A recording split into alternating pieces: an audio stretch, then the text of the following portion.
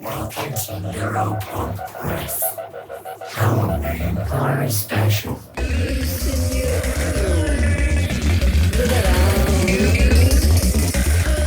There it is. All right.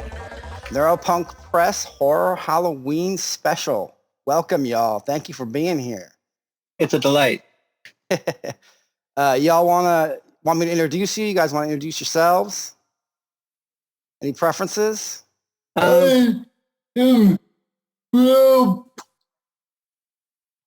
What's up, Rob? You're coming to us from Massachusetts, right? Yeah. I'm in California. Welcome, Audrey, Suzanne, Dawn. Thank you. Welcome back, Dawn. Good to have you again, and thank you for coming on, Audrey. Hey, Robert, yeah, it's great to meet Alia. Good to meet you, too. Yeah, I appreciate you guys having me back. glad to have y'all here. So, I guess let's, as part of like dovetailing introductions into our topic, which is, I'm sorry, go ahead. I wasn't sure if you want to speak. Yeah, I totally forgot that I hadn't. I'm Audrey Odd. I live in Minneapolis, and I'm excited to be here. So, Hell yeah. Oh, she, her pronouns. Hiya. Right on. I'm any and all. Feel like calling me she, he, they. I'm into all of it. I respect all the bits. Cool. So we're talking about horror, right?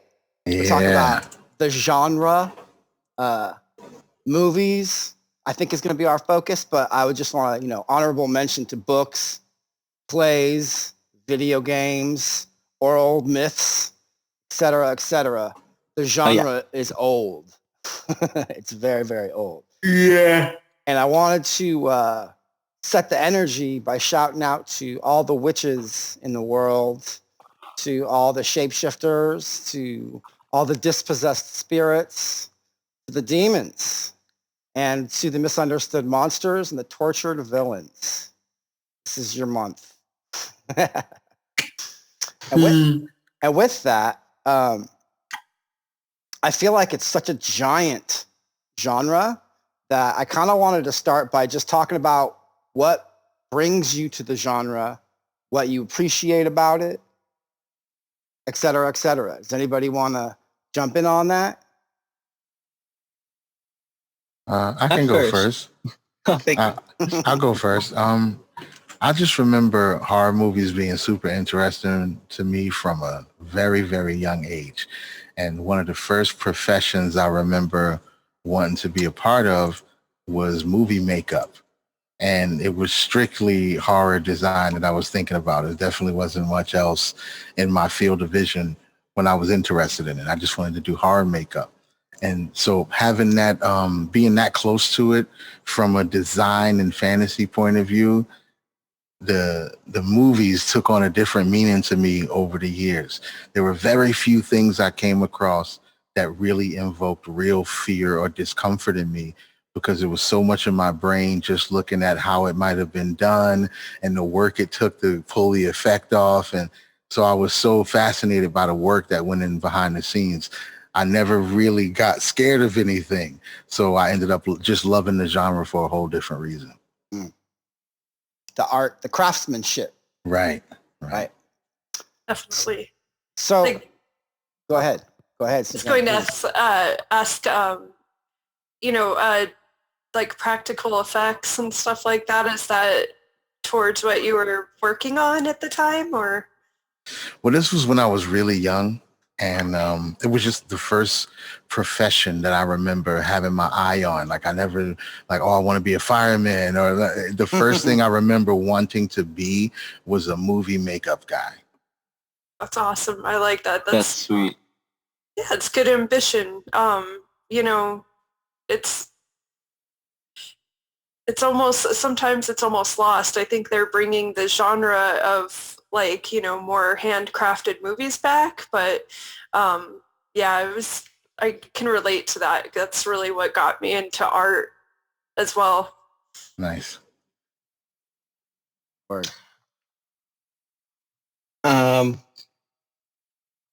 Like I've said, I never used to consider myself a horror fan. I always categorized them as something I didn't like. But recently, I had to admit that I have too many opinions on horror movies for that to be true. It turns out I was just a snob, but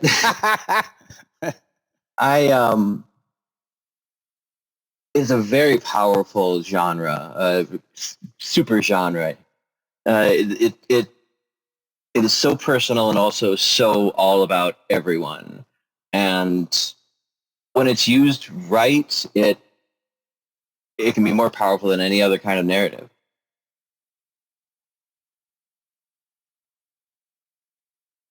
About you, Suzanne?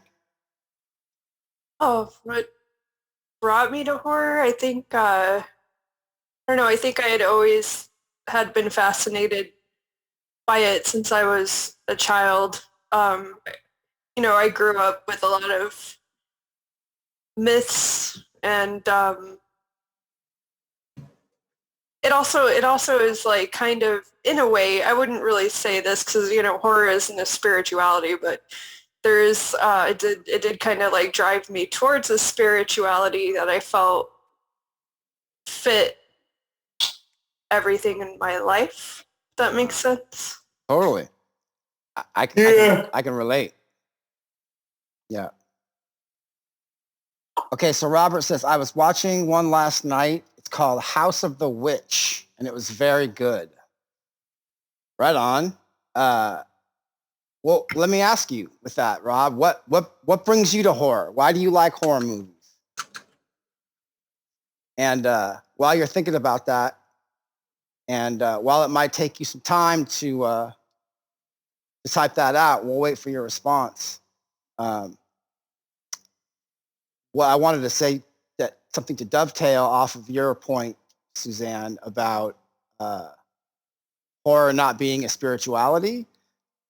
I would interject the conversation of shadow work, of shadow spirituality, right? The parts of spirituality that are about looking into the places that are unlooked, that are repulsed from, learning how to be close to the terrifying, learning how to be close to the scary, learning how to sit in fear, learning how to move through fear, learning how to grow from and move past fear. Those are all themes in horror, at least good horror, in my opinion. And while we're waiting for Rob, I'll go ahead and speak on. For me, it was also something that I came into as a child, and it was a large part of it was definitely from a craftsman perspective, like the effects of things. But for me, there was also just this curiosity of like being scared of something, but why am I scared of it? Like I'm compelled to move toward it and examine it because I'm so scared, like when I would watch scary movies with my family when I was a kid, I'd be told to like close my eyes at certain scary parts, and I always wanted to peek through. And I had a habit of sneaking up out of my room late at night back in the day when you could get the scrambled cable channels. I don't know if you all remembered that. Like if you didn't pay for them, you just scrambled them. So I would sit there and turn the volume down, and I'd watch like all these horror movies that I wasn't supposed to be watching on squiggly lines.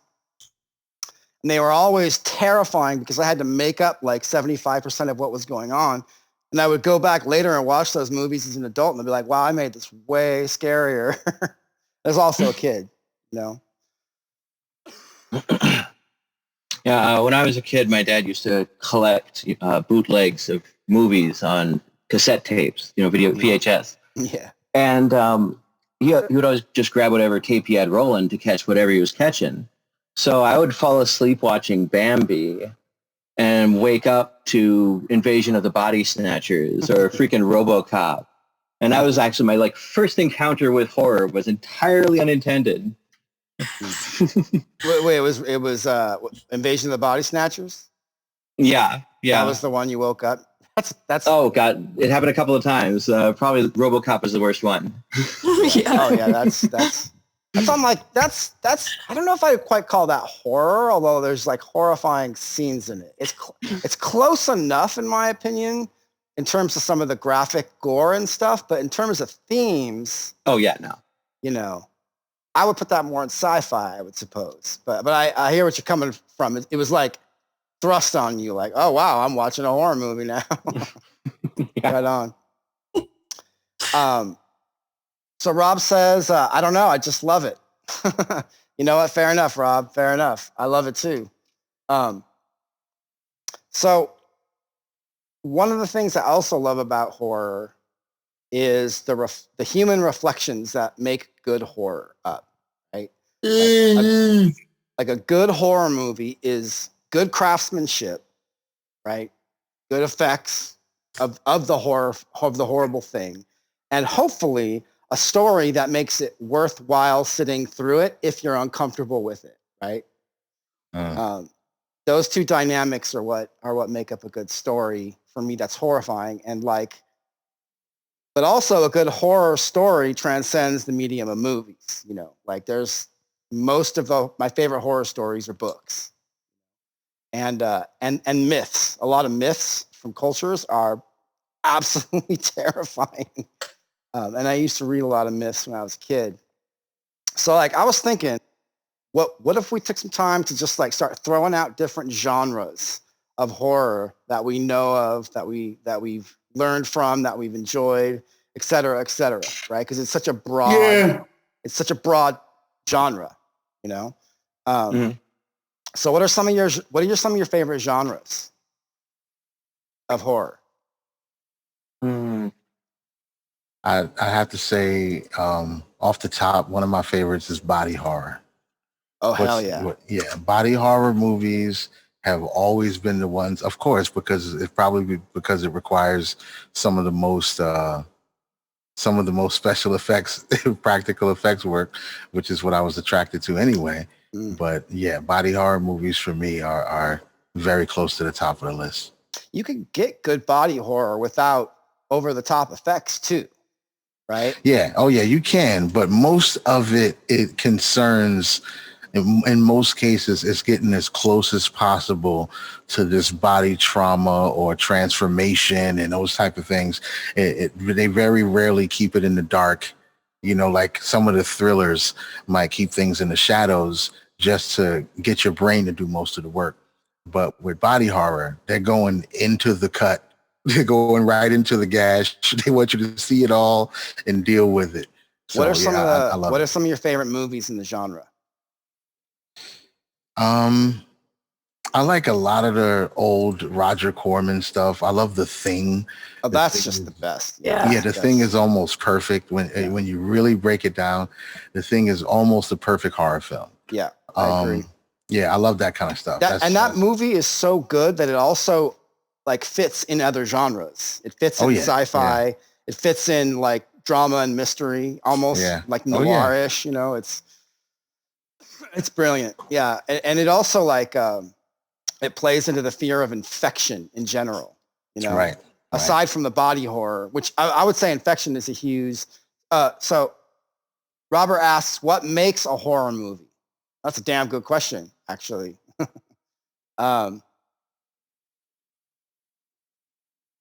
I mean, I'll answer that for myself. Y'all can take a go at it. For me, what makes a horror movie is something that makes me experience the feeling of fear with a payoff that I feel I'm like, that was worth sitting through.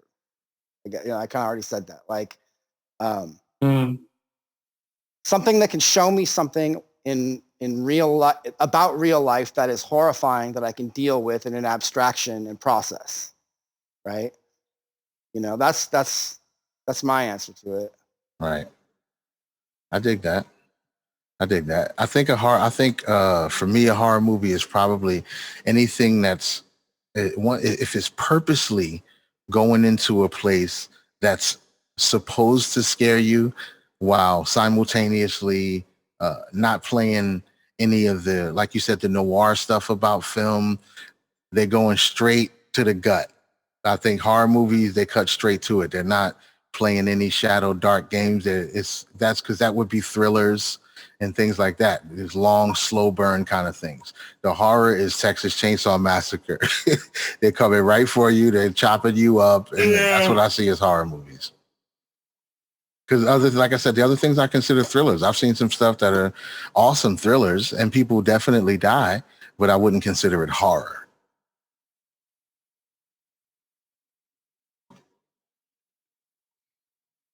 What do y'all think? What do you think makes a horror movie? I think a horror movie, has to scare the shit out of you. At least aspire to. And I think it needs to make you see. Well, it's like the personal fears and traumas that we have, and how you're saying they can be mirrored in a different narrative. And what a horror movie functionally does is it casts who is the other, and it's designed in such a way that you can see yourself positioned relative to the other, and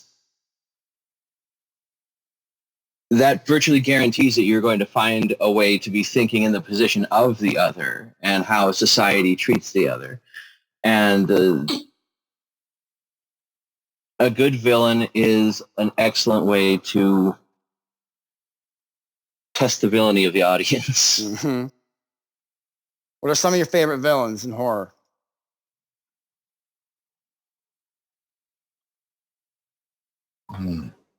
That's a good one. That's a good one. The favorites are hard in horror because they're usually the worst people. So you don't really want to have favorites in horror. You just want to enjoy the atmosphere, the situation, the cool parts about the movie. But it's very difficult to identify villains in a horror movie the only one I can think of that I actually dig and like is Jigsaw from the Saw franchise. I'm not necessarily saying favorite that you might identify with, but the one where you're like, well, that's a damn good villain. Like, wow. Like, right. That wasn't, but yeah, Jigsaw, that villain is one of the only, I'm not into like horror that's just human beings hurting other human beings. Right. Personally. Robert asks, Eugene, what is your favorite horror movie? Oh man. Fuck, that is a really hard one. I have to say that The Thing is up there as one of my favorites. I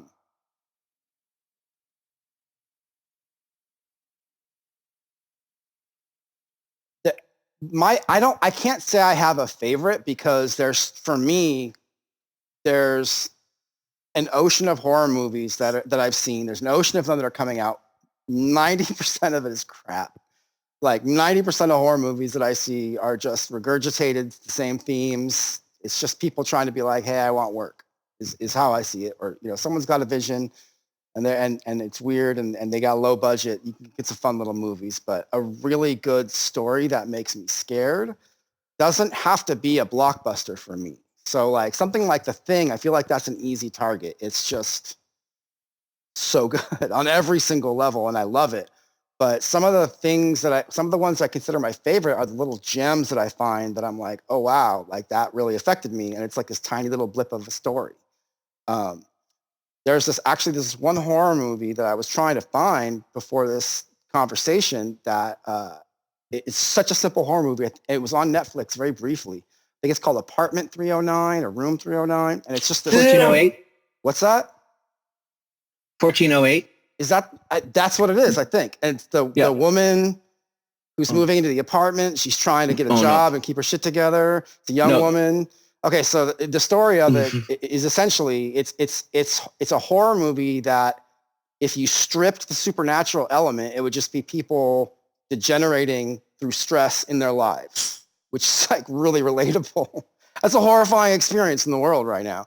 Like, and not in a body horror way overtly. There was like this young woman moves into an apartment complex and her neighbor is like maybe has some kind of mental illness. She doesn't come out. She's hiding. She has little cuts on her. And she's like she hears her crying through the walls, and then one day she ends up dead, and nobody's really surprised, but nobody knows why. And she ends up moving into that apartment, and then she starts experiencing like she can't sleep, and she's got all this stress trying to keep her job in her apartment because she's moving out for the first time, and she's just like pulling her hair out because she's so stressed around that. And then on top of that, being in this apartment, she starts waking up these little bites on her, and she just can't sleep, and her discomfort in her life is kind of overtly exaggerated at times in ways that are just like she can't really understand why it's happening.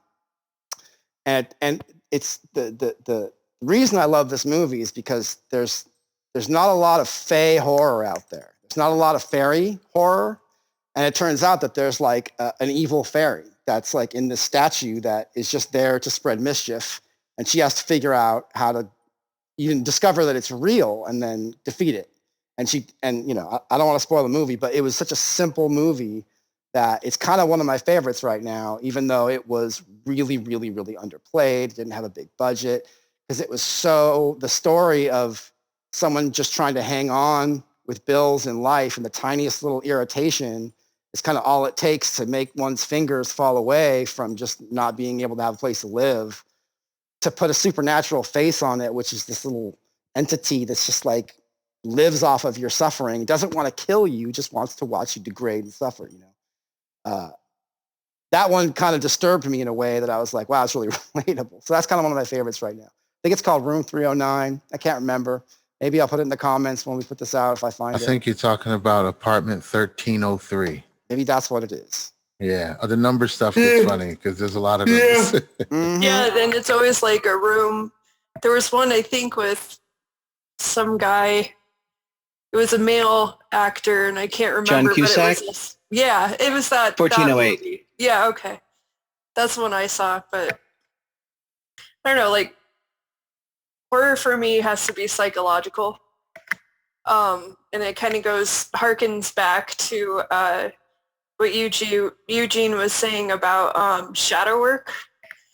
So horror films for me are what really like affect you as a viewer, that unlocks like all of the bad parts of your humanity, and it forces you to face it. And that's when I don't know if that's considered horror, but I would consider it horror because a lot of people refuse to face those, you know, inner, I guess you could call them inner demons, but they're pretty much everything everybody has within them. And I like that gets confronted. So I would say like the Hellraiser franchise would be one of those. And that's what really I think I really like about Clive Barker.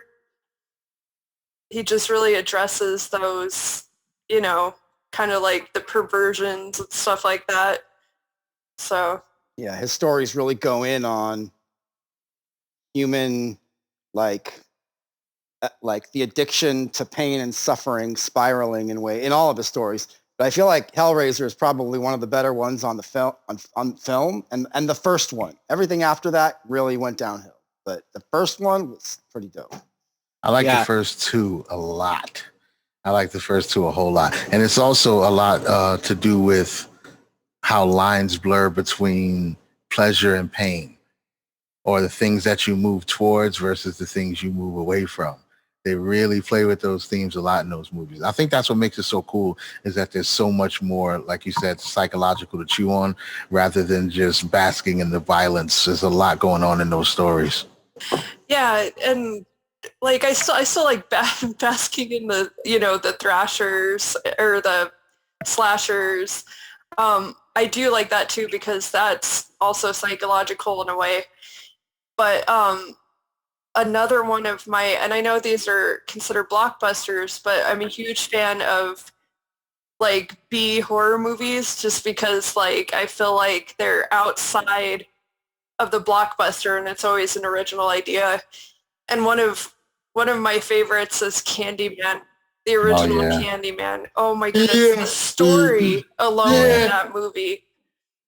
So that's amazing. Yeah, Candyman's an absolute classic. Yeah, it's absolute classic. The story alone, it's just I mean, just for that, I mean, it's got so many different themes in it. Like it's psychological. You've got a little bit of thrasher and gore.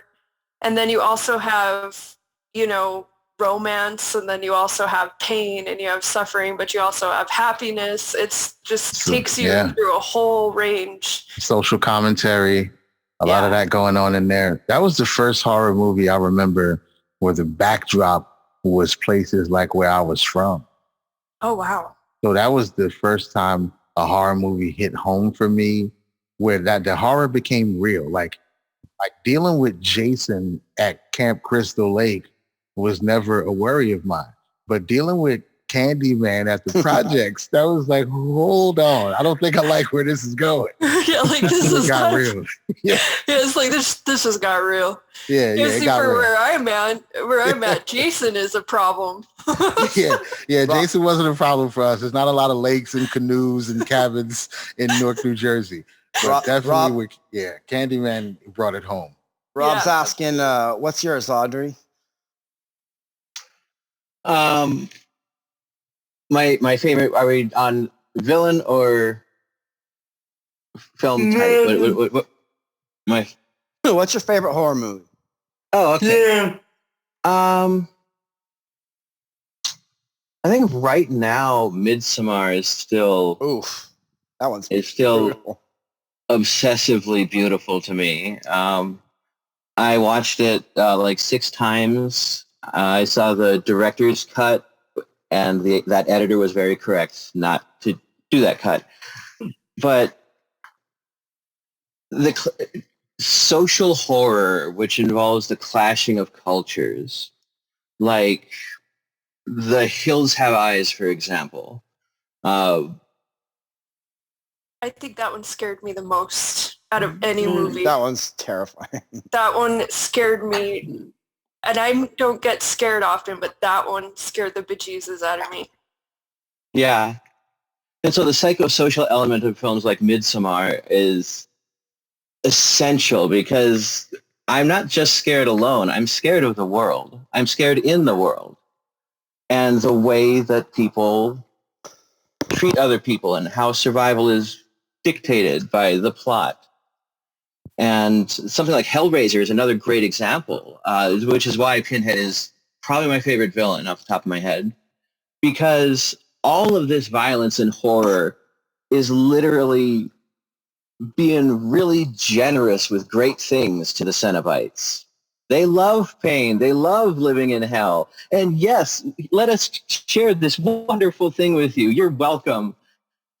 And that cultural disconnect, that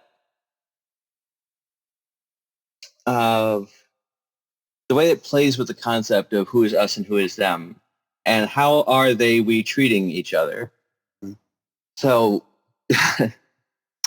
there's one particular part in Midsommar. There's a lot of fucking amazing work in that in terms of just chilling storytelling and directing and how they approach it and underplay so much of the horrible things. But the scene towards the end when the main character is screaming and crying about all the horrible things that she's seeing going down, and all the women are crying with her, and like this wave of suffering that they're like they're like using empathy to like groom her, to be like cool or to integrate into this culture where these things were once horrible to her will somehow be normalized because of this group catharsis. That particularly was chilling to me. It's like the shifting of a tool that can be used for health to be turned toward a terrifying conclusion, Yeah. It's really, if you, like, that movie in particular, like, really got me because, like, pretty much everything I learned in my psychology of cults class was going on in that movie. So I was like, oh, Jesus. Says he doesn't get scared. Robert says he doesn't get scared. Mm-hmm. Yeah. In general or from movies? From movies? Yeah. I often am not legitimately scared when I watch a horror movie. That's why if one actually makes me feel uncomfortable, I'm like, oh, this is good. Um, Yeah. I'm trying to think of one. Okay, here one that legitimately scared me was The Descent. I don't know if you've seen it. Yeah. Because claustrophobia will get me. Right? Like if a film can legitimately make me feel claustrophobic, that'll hit some primal shit, where I'm just like, oh man, okay. And any horror movie where someone's trapped in a tight space and there's like they're trying to get away from something and they're having trouble moving, that hits a primal note with me. So The Descent was one that actually scared me a little bit, made me feel uncomfortable.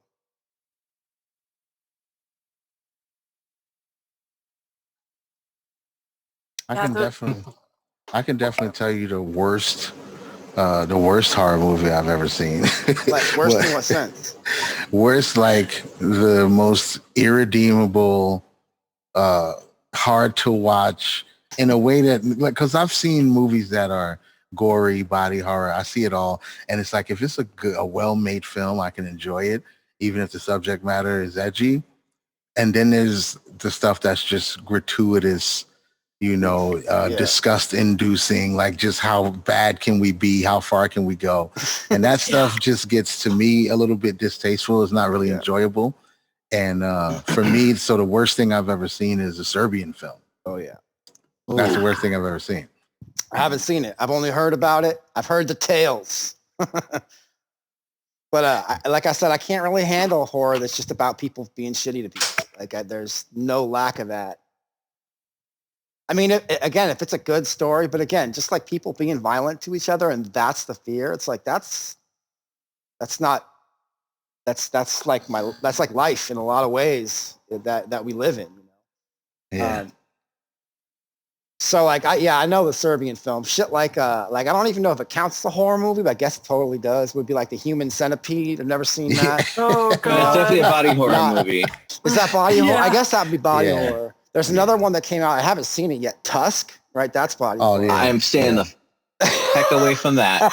Yeah, I love walruses. I don't want them ruined. I've seen both of those.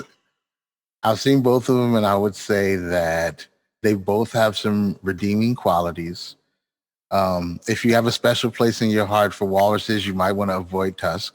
Walruses are brutal animals, man. I'm glad you both let me know, because I'm like, I don't know if I can do that with animals, dude. I mean, people It's too. not an animal. It's not really. It's called Tusk, but it's not really. There's not much animal abuse in it at all. I'll say that. Okay. Not a lot of animal abuse in it. There's a lot of people abuse. A lot of people, but not a lot of animal abuse. So yeah, Tusk I've definitely seen, and even a Human Centipede has redeeming qualities. I feel like it's a person trying to dance that edge between just a terrible movie and something hilarious B movie that you can enjoy for generations to come. And that's a very thin line to walk. So I respect the efforts, and I think they achieved what they were looking for. To be honest, it's a trilogy. It's 3 movies, and all of them will change your life forever. So that's probably true. I may watch them for science someday. Yeah, I don't know, like 20 years from now, it's going to become like the Killer Clowns type of, horror comedy. Yeah. Killer what? B movie level. I also like surreal horror. There was one I watched a while ago.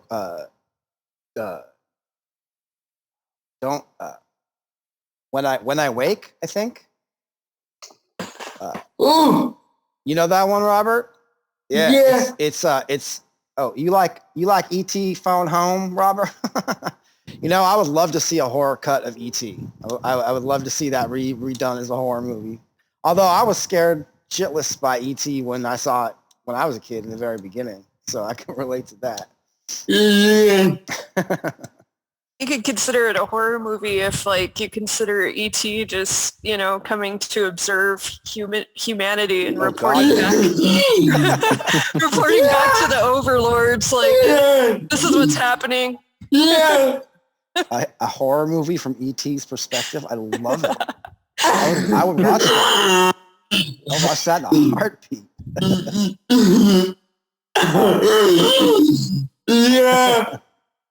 Oh yeah.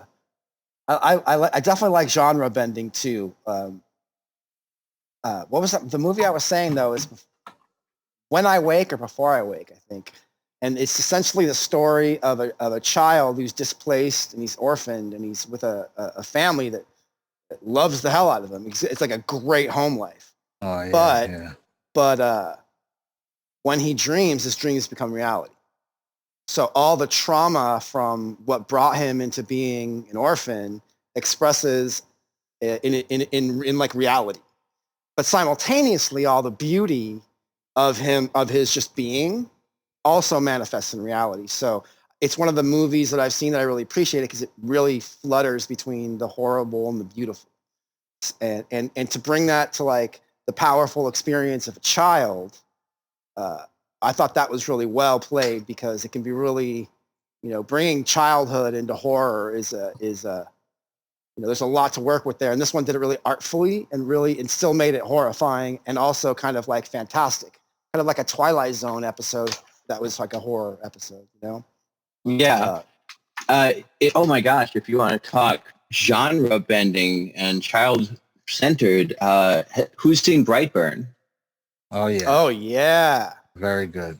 Totally Magnificent. Very good. Yeah. That was took that exact premise and just took it a different direction. Mm-hmm. Mm-hmm. And the horror of that is like that we see the disconnect between the pretty shiny story and the one that's frankly more realistic. Absolutely. More likely, for sure. Mm-hmm. What I liked about that movie too, especially what I took from it was the horror of like little mistakes that become like big horrible consequences. Like the amount of times in Brightburn that perhaps a little bit more like supportive parenting could have avoided everything, you know? It's like that little bit of like horror, it can hit home even in a fantastic story such as that, you know? That like, oh man, here's where this powerful being becomes a villain because all they wanted was love, something of that nature. You know? Also, what I think was going on at the same time, I think purposely probably was that struggle between nature and nurture, because there were times where people were trying to come to his aid and be nice to him, but his power was corrupting him, period. He was just like, I can just do whatever the fuck I want to do. So it's like when that's in your head, when you know how different you are and how and the power being a corrupting force, it's like the nature and nurture idea comes into play. You know, was it that he was ignored a little bit too much, or was he just too powerful and became a villain because that's who he was fundamentally already? It was already too late. But I think they were pushing and pulling with that in the movie as well. Mm-hmm. Absolutely. It's a great theme to go with that because, well, then it's actually kind of an important film for parents to see, you know, to see that because like perhaps you're not nurturing where you should and you don't want your kids to grow up like, you know, to become super villains. Monsters. Yeah. Another one that plays with that, and it's not horror, but and it didn't do very well, but one of my favorite villains is Mr. Glass. And his story, Yeah. I mean, those type of movies that play on that just really get you, you know? Yeah, definitely. I haven't seen that one yet, but feel free to go into it and spoil it for me. I don't mind spoilers, but what about it did you appreciate? Well, everything. Just like, you know, when you see part of his story in Unbreakable, so I'm not going to spoil it for the audience, but when you see part of his story in Unbreakable, you can see why he became who he was. You know, the social aspect of it. There's just a lot of factors that really addresses, it's another social commentary of how we treat each other. And it's one theme I've noticed in horror loves to address, which is what makes horror to me such an important genre of art.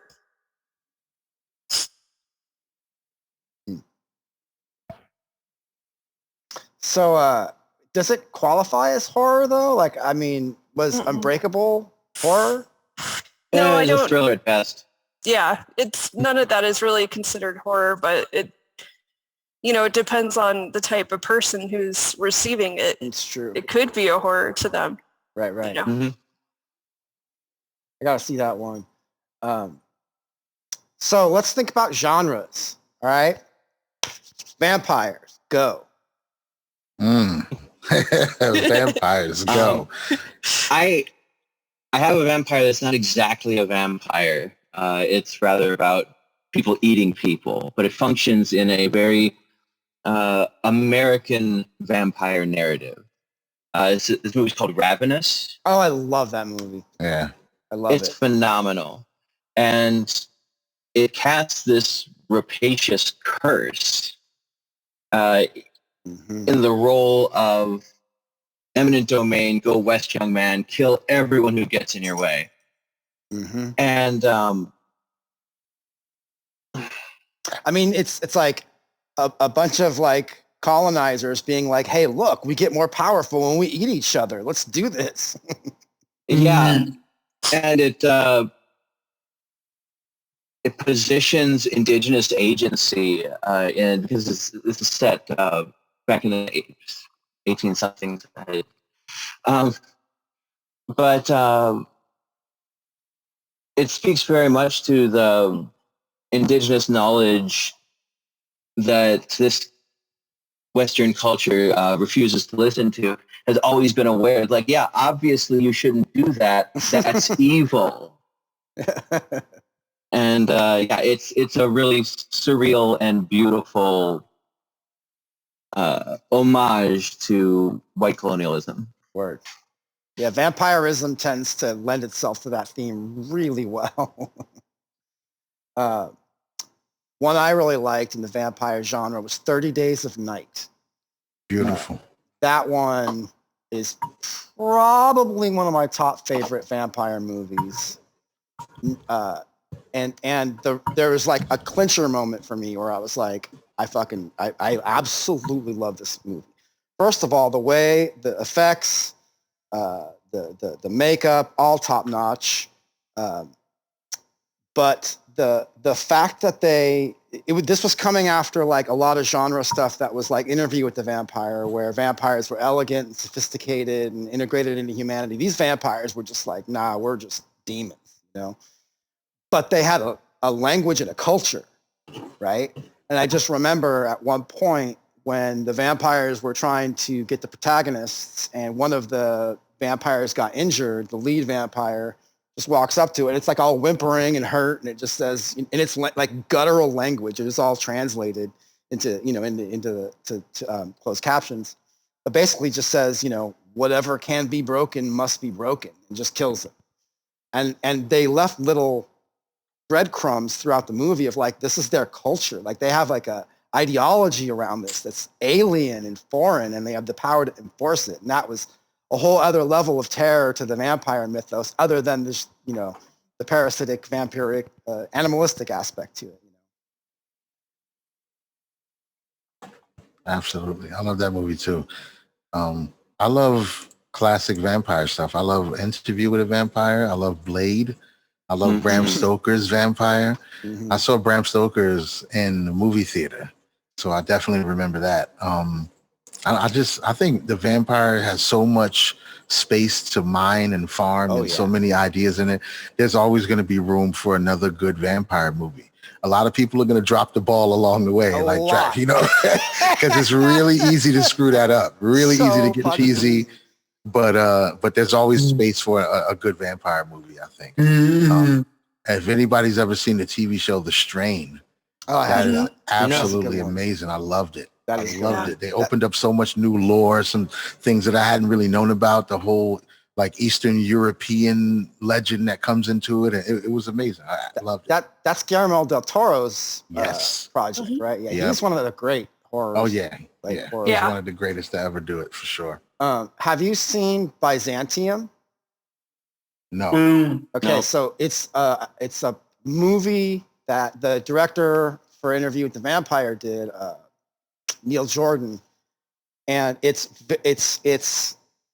definitely has his style and vision just all over it. Like it's not at all like Interview with the Vampire, other than his style of filmmaking is almost directly expressed in terms of how he chose shots and how he edits and all that stuff. But it's a vampire mythos story that is completely unique in its origins in terms of like the outcomes aren't really that much different, but where the myth emerges is incredibly different and unique and never really over explained and mysterious.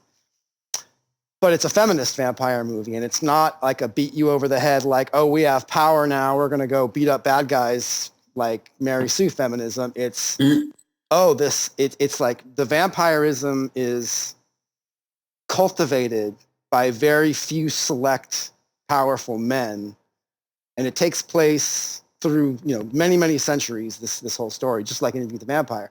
So it's there's not a ton of vampires, and they're all interconnected, and they're all really powerful, and they're all men. And it's about two women that basically figure out how they're doing it, get the power, and then dip, and then you just follow their story. And it's just them trying to be alive as a vampire in a world that's dominated by this old. And again, it's not like armies. It's not. There's like handfuls of vampires across the world in total. So, but they just control everything because they're immortal. And so that was a really good one. And the way that they introduced all these old themes of vampirism in completely new ways, and still put a message that was like evocatively feminist and wasn't it all beat you over the head. Like it was beautiful, and not a lot of people even know about it. It's called Byzantium. Cool. I'll check for it. Yeah. Okay. So I'll check for it. zombies, go. Oh, I have another vampire movie to touch on real quick, just in case, just to see. Has anybody seen Let the Right One In? Oh, I love it. Yes, it's terrific. Love it. Love it. Yeah, Love it. that's a powerful one. Yeah. Speaking of movies with a lot of intertwined themes to deal with and interact with, that one definitely has it. So yeah, I'm glad everybody's seen that one. Love that one. I mean, has anyone ever seen movies from like Indonesia, like vampire films? I don't think so. Oh, okay. If you ever get a chance, check out Mystics in Bali. Oh wow, Bollywood. No, it's just called. It's not Bollywood. It's it was made in 81, early 80s, but it's actually considered a supernatural horror film, and it's actually based on the lore of Indonesian vampires, and Indonesian vampires in that lore, their heads would detach and you would see all their entrails, and that's what would chase you to to come after you. So yeah, it's very gnarly, but if you're interested in mythology that isn't, Western Civ, that's a good one to check out, because that's a lot of, there's some really good lore from, Indonesia. I'm definitely 100% watching this movie for sure. I think you'll love it because because it's older, it's going to have a little bit of cheese, but I love it. Really cool. Yeah, I kind of already do love it. I'm looking at it right now. I'm like, I can't wait to watch it. Yeah, it'll be a fun one if you get a chance. Yeah, this looks amazing. A really good. Oh, go ahead, Audrey, please. Oh no, I was just going to answer the zombies question, but if you got more. Well, yeah, I actually remember another vampire film from South Korea. Thirst. Have y'all seen Thirst?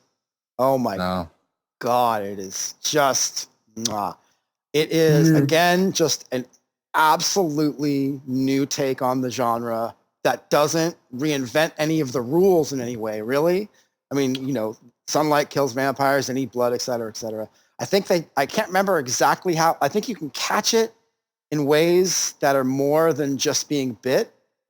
But the social drama that this movie does is like, it's horror that sometimes enough seeps towards like dark comedy, you know, and social commentary on people's like selfishness and pettiness is, oh man. Yeah, that's one I would definitely suggest. Thirst. And then, yeah. So anyways, zombies. I was just going to say, like the first and most interesting, most remarkable zombie movie that I could name, because it kick-fired a genre and broke the rules of zombies 28 days later. Mm-hmm. Wow. I mean, actually didn't originally kickstart it, but it brought it back in this powerful way. Yeah. And I feel that it hit this great mass appeal by not being a strictly supernatural, actually revived undead zombie movie. It touched upon fears of pandemic. Mm-hmm. And it allowed it to function in every respect as a zombie movie without having that supernatural element that would keep some people away because they remember, you know, goofy zombie movies. Mm-hmm. And so it made it accessible to a new audience and especially cogent to the times. And it was a beautiful gem. Mm-hmm. Yeah. I mean, it really did kick off like a decade of the genre just having tons of representation. Yeah. Zombie 2.0. That was the first fast zombie. It was. Yeah, it changed the game. That changed the game forever. When the zombies were, you know, lurking around all slow, you could kind of just maneuver around them so they look up and see you and break out running full speed. Yeah. It's a whole different game now. But yeah, definitely 28 Days Later changed the game. Yeah. I think the best zombie movie ever for me, and I just watched it like a week ago, is Day of the Dead. Oh, yeah. Day of the Dead. The original, right? The original Day of the Dead revolutionized zombie films probably as much as 28 Days Later did, you know, later on. Yeah. Because the themes that were in there with the intellectuals versus the military in this enclosed space and all the politics that were going on in there. This was the first time I ever remember seeing anybody even exploring the territory of an intelligent zombie. Right. I don't remember seeing that anywhere else. And I don't think it's ever been done as well as it was done in that movie since. The finding zombie intelligence, figuring out that it had memory. The zombie held a grudge against one of the characters. He's like, I really want to kill that particular guy. It was awesome. It was beautiful. That guy in particular. Yeah, particularly him. That's the first time I ever see anything like that. And his death is one of the gnarliest scenes in horror. It's the best ever. I mean, that edit is, to this day, I watch the edit of his body, like the actor all of a sudden just being pulled apart in real time. Choke on him. No, this guy's getting ripped apart by zombies. He's getting torn in half at the waist by 150, 60 zombies. And he's such a jerk to the bone that as they're tearing him apart and eating him alive, he's screaming, choke on him. Choke on my guts, you zombie bastard. I love it. It don't get much better than that. And from a craftsmanship perspective, though, so like they're tearing his guts out, but then they actually tear his head off and his face apart. So they did an edit. I think it's actually one of the best edits I've seen in a movie as far as like going from a live actor to an actual like dummy. Like the way that because they had 80 hands in the shot, right, yeah. Which mean every actor had to like reproduce almost where they were precisely. You know, I was just remember seeing that edit and just being so shocked because I was like, wow, my body reacted like it was real. And this was in the 70s? Right. Right? And right before Day of the Dead is 85. But right before they killed the main guy, Captain Rhodes, right before that was when they pull the guy's head off. And when they pull his head off, they stretch his neck off That's his that right. Okay, shoulders. so it was a different death. Right. So when they stretch the neck off his shoulders, he's still screaming, and the pitch of his voice gets higher because his vocal cords are being ripped apart. Yeah. It's probably not scientifically accurate, but it's such a beautiful touch, and it makes that scene stick out forever in your mind. It's like as soon as the scene comes up, I'm like, oh, this is the one with the vocal cords. Like you just know. It's so it brutal. sticks. This is one that feels anatomically correct. Right. It feels like it. Even if it's not, that was a nice touch. I like it. Yeah, Day of the Dead's the best. I love it. It is. It is one of my favorite zombie movies. So now, I liked Rob Snyder's, or not Rob, what's his name? The director, Snyder. What's the director's name? Snyder? He did the whole DC thing. Anyways, Zack Snyder. Thank you. He did the Zack Snyder. Zack Snyder. Yeah, he did the remake of Dawn of the Dead, and I loved it. I thought it was one of the better modern retellings of an older theme, specifically because they made the zombies faster.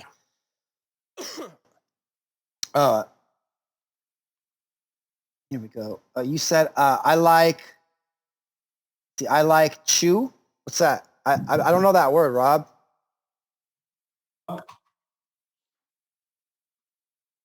Too busy, Rob? Yeah. You mentioned when I made you later or later?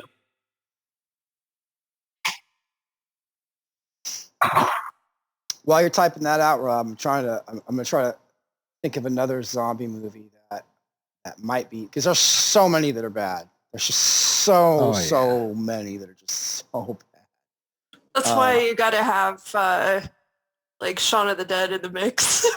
Yeah. Oh yeah. That's a masterpiece. Yeah. Oh yeah. That's Horror a masterpiece. Horror comedy is its own genre that is also. Have you guys seen Slither? Oh, I love perfect marriage of horror and comedy. And it's got the homie Nathan Fillion, and I love that guy. And just that movie, it does so well of blending those lines, because there's never really a part where you don't take it seriously, and there's never really a part where you take it too seriously. It's perfectly done. Perfectly done. Yeah. I love it. Yeah. Fillion has the perfect level of incredulity as the viewpoint for the audience. Is just like, well, apparently they melt into each other and become one being. A good a good horror comedy keeps you feeling super uncomfortable and laughing about it like the whole time. Like, have you ever seen Society? I was just about to say that because he brought up the ending of Slither, which is a straight borrow, homage to Society. Yeah. Society's I love that movie. I love it. Have you it took me years to find it. I watched that movie once at 3 a.m. I was visiting family in another state. 3 a.m. I wake up and it's probably 60-70% movie is over. So I just wake up and I'm watching this movie with no context. I have no idea what's going on. And I watched like the last 30 minutes of it. And it stuck with me. It stuck with me for the rest of my life. I didn't know the title. All I know is what I had saw could never be unseen. And but you saw the whole thing eventually, right? Oh, yeah. But it wasn't until the internet, which, this is 25 years later, I had to Google phrases and things I saw in the movie. And I eventually found a message board where they were talking about the movie and showing screenshots. And that's how I found it. It took for the internet to be invented for me to figure out what that movie was.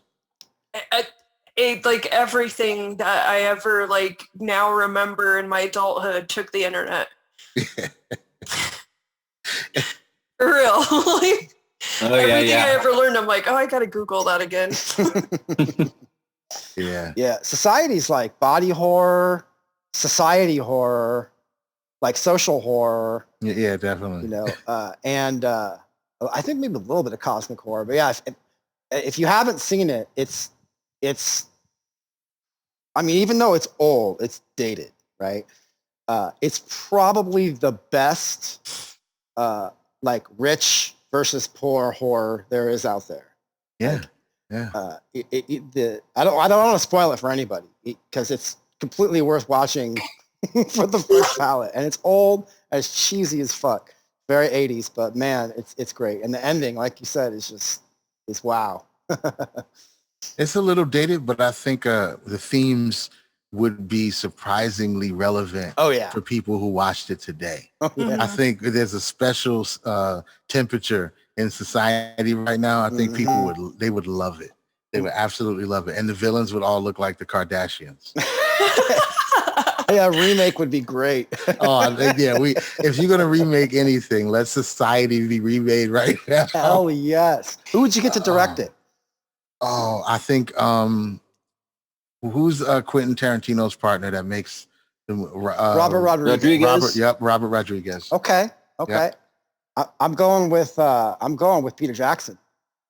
Oh yeah, Peter Jackson. Yeah, because he did Black Sheep, take him back to his old roots. Yeah, like with Bad Taste style. Bad Taste, yeah. Oh, he would crack his knuckles and roll his sleeves up. He'd be like, I get to play. Right. Oh man. Okay, so Werewolves. Werewolves. It's a hard one. Really? American Werewolf in London. All day, every day. Yeah, that's like the top though. American Werewolf in London that's the top. That's the top shelf. Yeah. The Howling. Yeah. Classics. I never saw that one. I think The Howling is one of my favorites. So good. How about Wolf with Jack Nicholson? I want to not like that movie, but I do. Well, yeah, I like the toxic masculinity is just part of the horror. I like it. Well, see, I don't know if I could call it toxic masculinity because they both agreed to engage in it. That's true. They That's agreed. very true. They both agreed. They're like, hey, if I pee on you, you belong to me now. And they both agreed. So there's consent there, and I'm out of it. I bet the janitor would disagree. The janitor. I bet the guy janitor who has would to clean disagree. that up. He don't like it. But yeah, I think Wolf was super interesting because of the take that they had on it and how it developed from something that would have just been two guys competing, and then it became something a lot deeper. And him having to deal with his urges and how he was trying to hide it at first, and then you eventually just embrace it. It's like it's a lot going on in there. A lot of things, I think, a lot of notes that they miss or ignore in regular werewolf they just go for the sensationalism of it. Right. That one is super muted for most of the film. Yeah. That's one of my favorites. Yeah, it hits the slow burn in the genre that no other film really does. Maybe Ginger Snaps, Yeah, possibly. Ginger Snaps is also a slow takeover, right? That one just feels a little bit more exploitative to me, I guess maybe just because the two leads are just like schoolgirls in outfits and shit. Maybe that's what it is.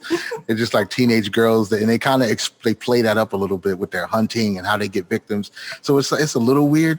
Whereas Wolf kind of makes me feel like this is just what would happen in a world where this happened to this guy. This is just him dealing with this thing. They kept it fairly ground level with it. They didn't go too supernatural other than him getting bit by a werewolf and turning into a werewolf. Well, Ginger Snaps had huge allegories to puberty. Right. Yeah. Right. So like blood, her experience of blood, her experience is going through changes of having power, the power dynamics in their relationships. I mean, it was definitely a teen movie, right? It was geared for a younger audience, I think. Yeah. But in terms of the slow burn, right? Like it's one of those things where you don't see the final denouement. There's no like cycle that's going through. It's a slow change where you see it affect every relationship, which is the same thing in Wolf, right?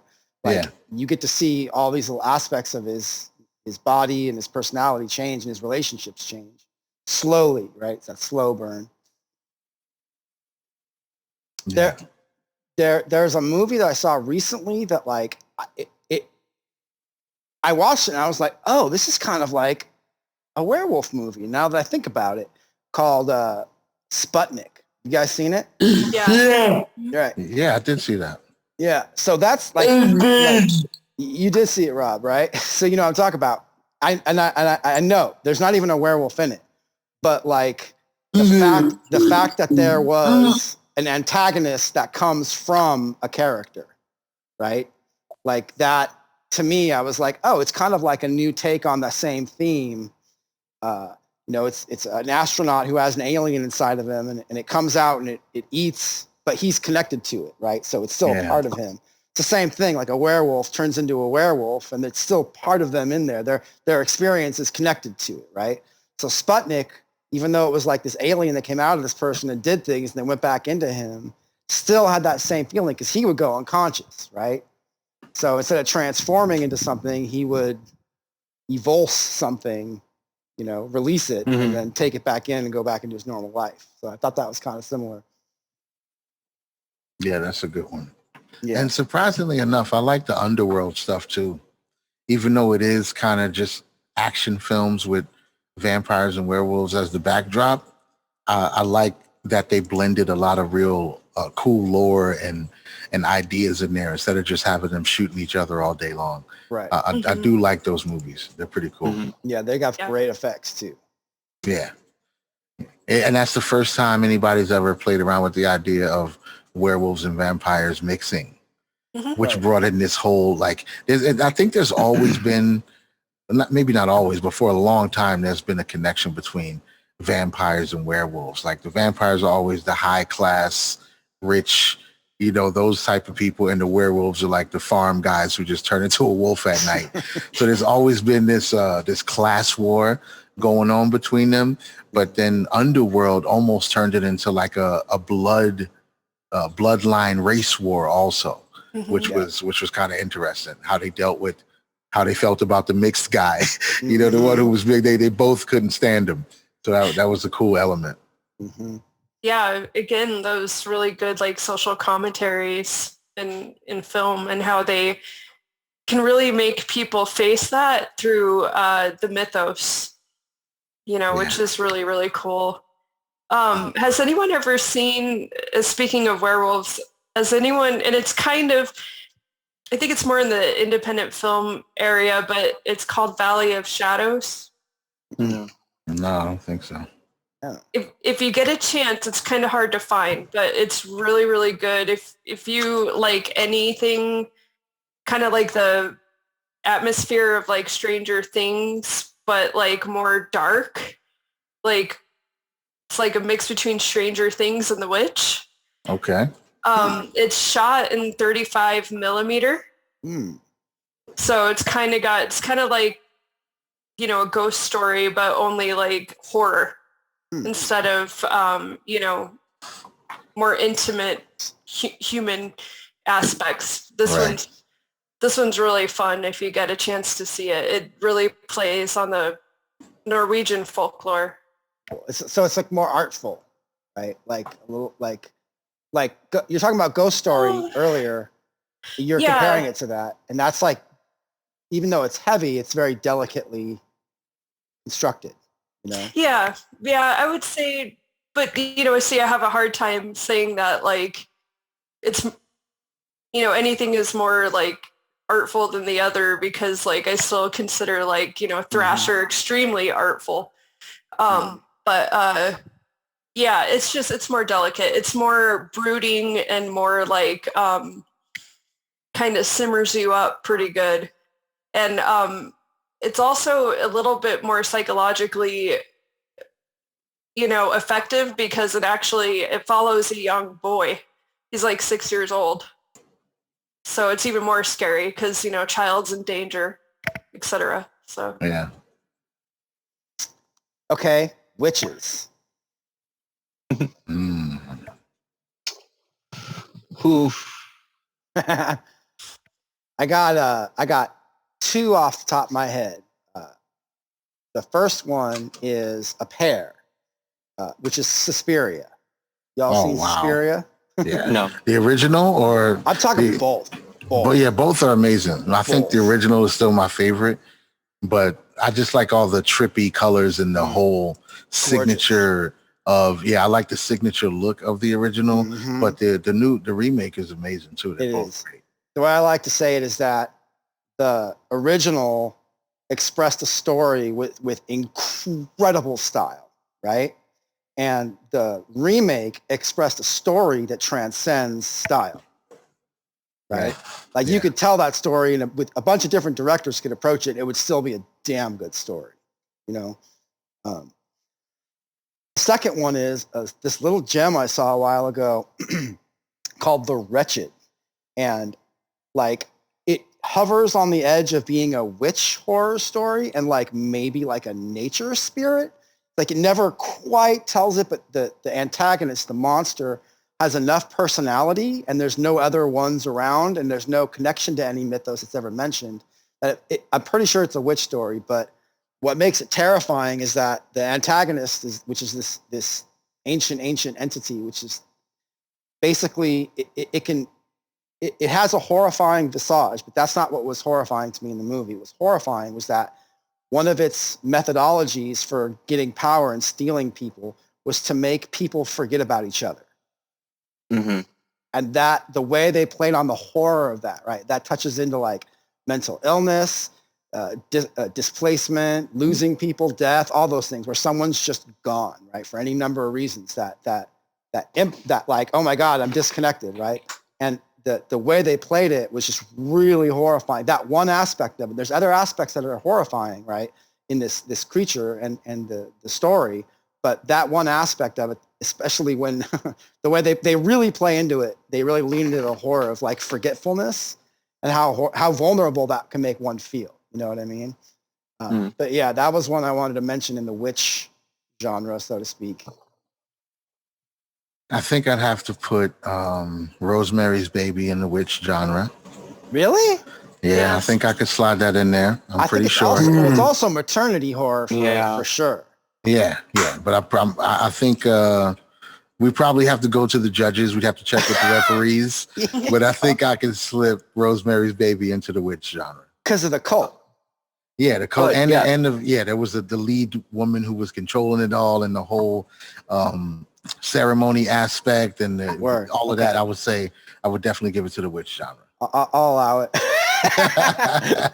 Oh yeah, it's a specifically satanic witchcraft story.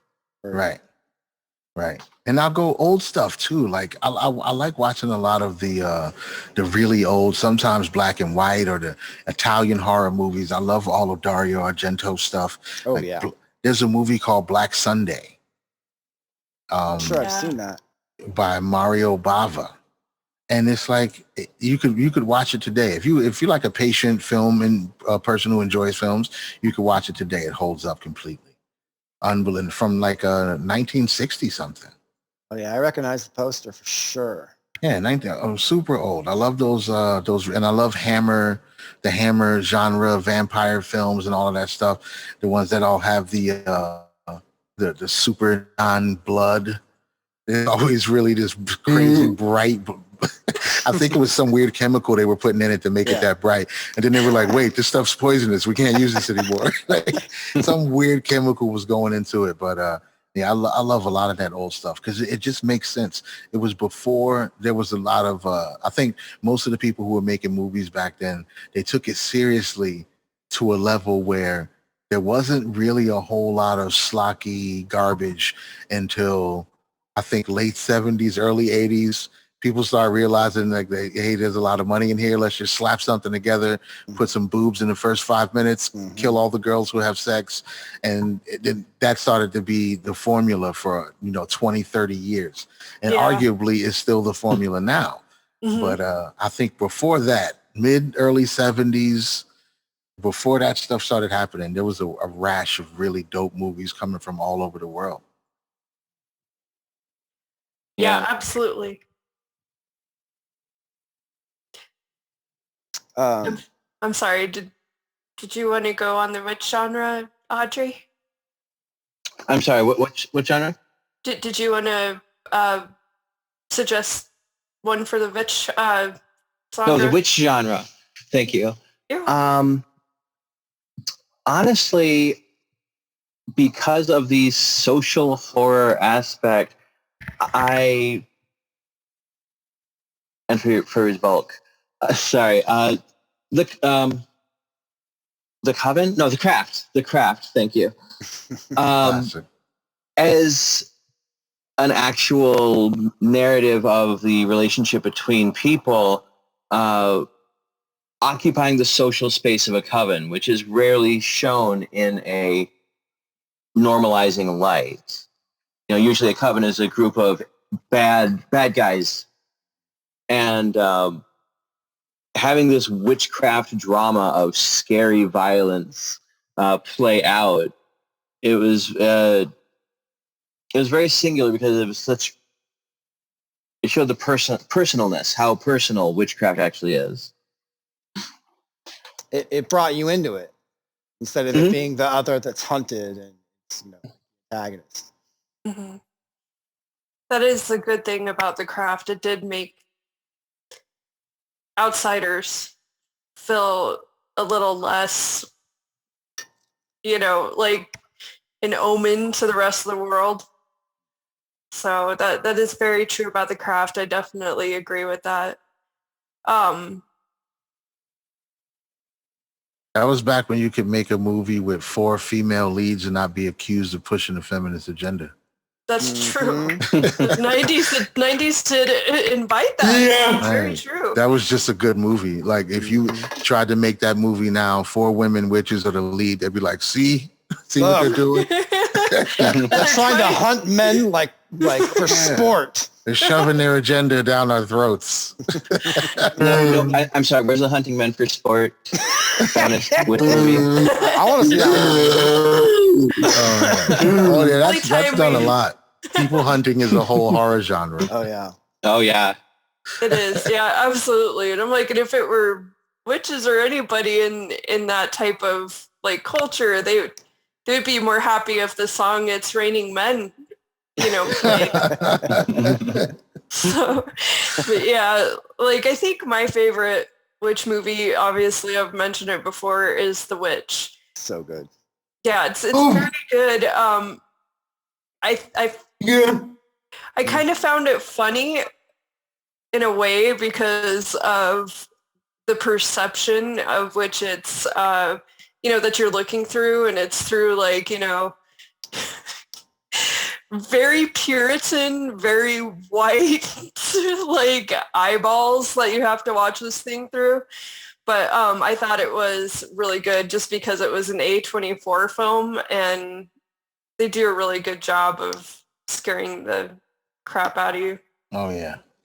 You hardly ever see the witch ever, and it's just the anxiety of her presence is through the whole film. And it's just so I love that. I feel like it's made similarly to Midsommar too. It's that underplayed horror. You see it in The Thing too. I mean, I've dissected that movie a million times. There's only a tiny little bit of horror. The rest is all the way it's stretched, the way the experiences are stretched across relationship and the choices people make with each other. How many horror themes, especially the zombie horror, zombie genre, is it like, the moral is that the people were the horror the whole time, right? Like, sure, there's this threat of this thing, but look how bad everybody fucked it up because of these qualities within ourselves that could come up,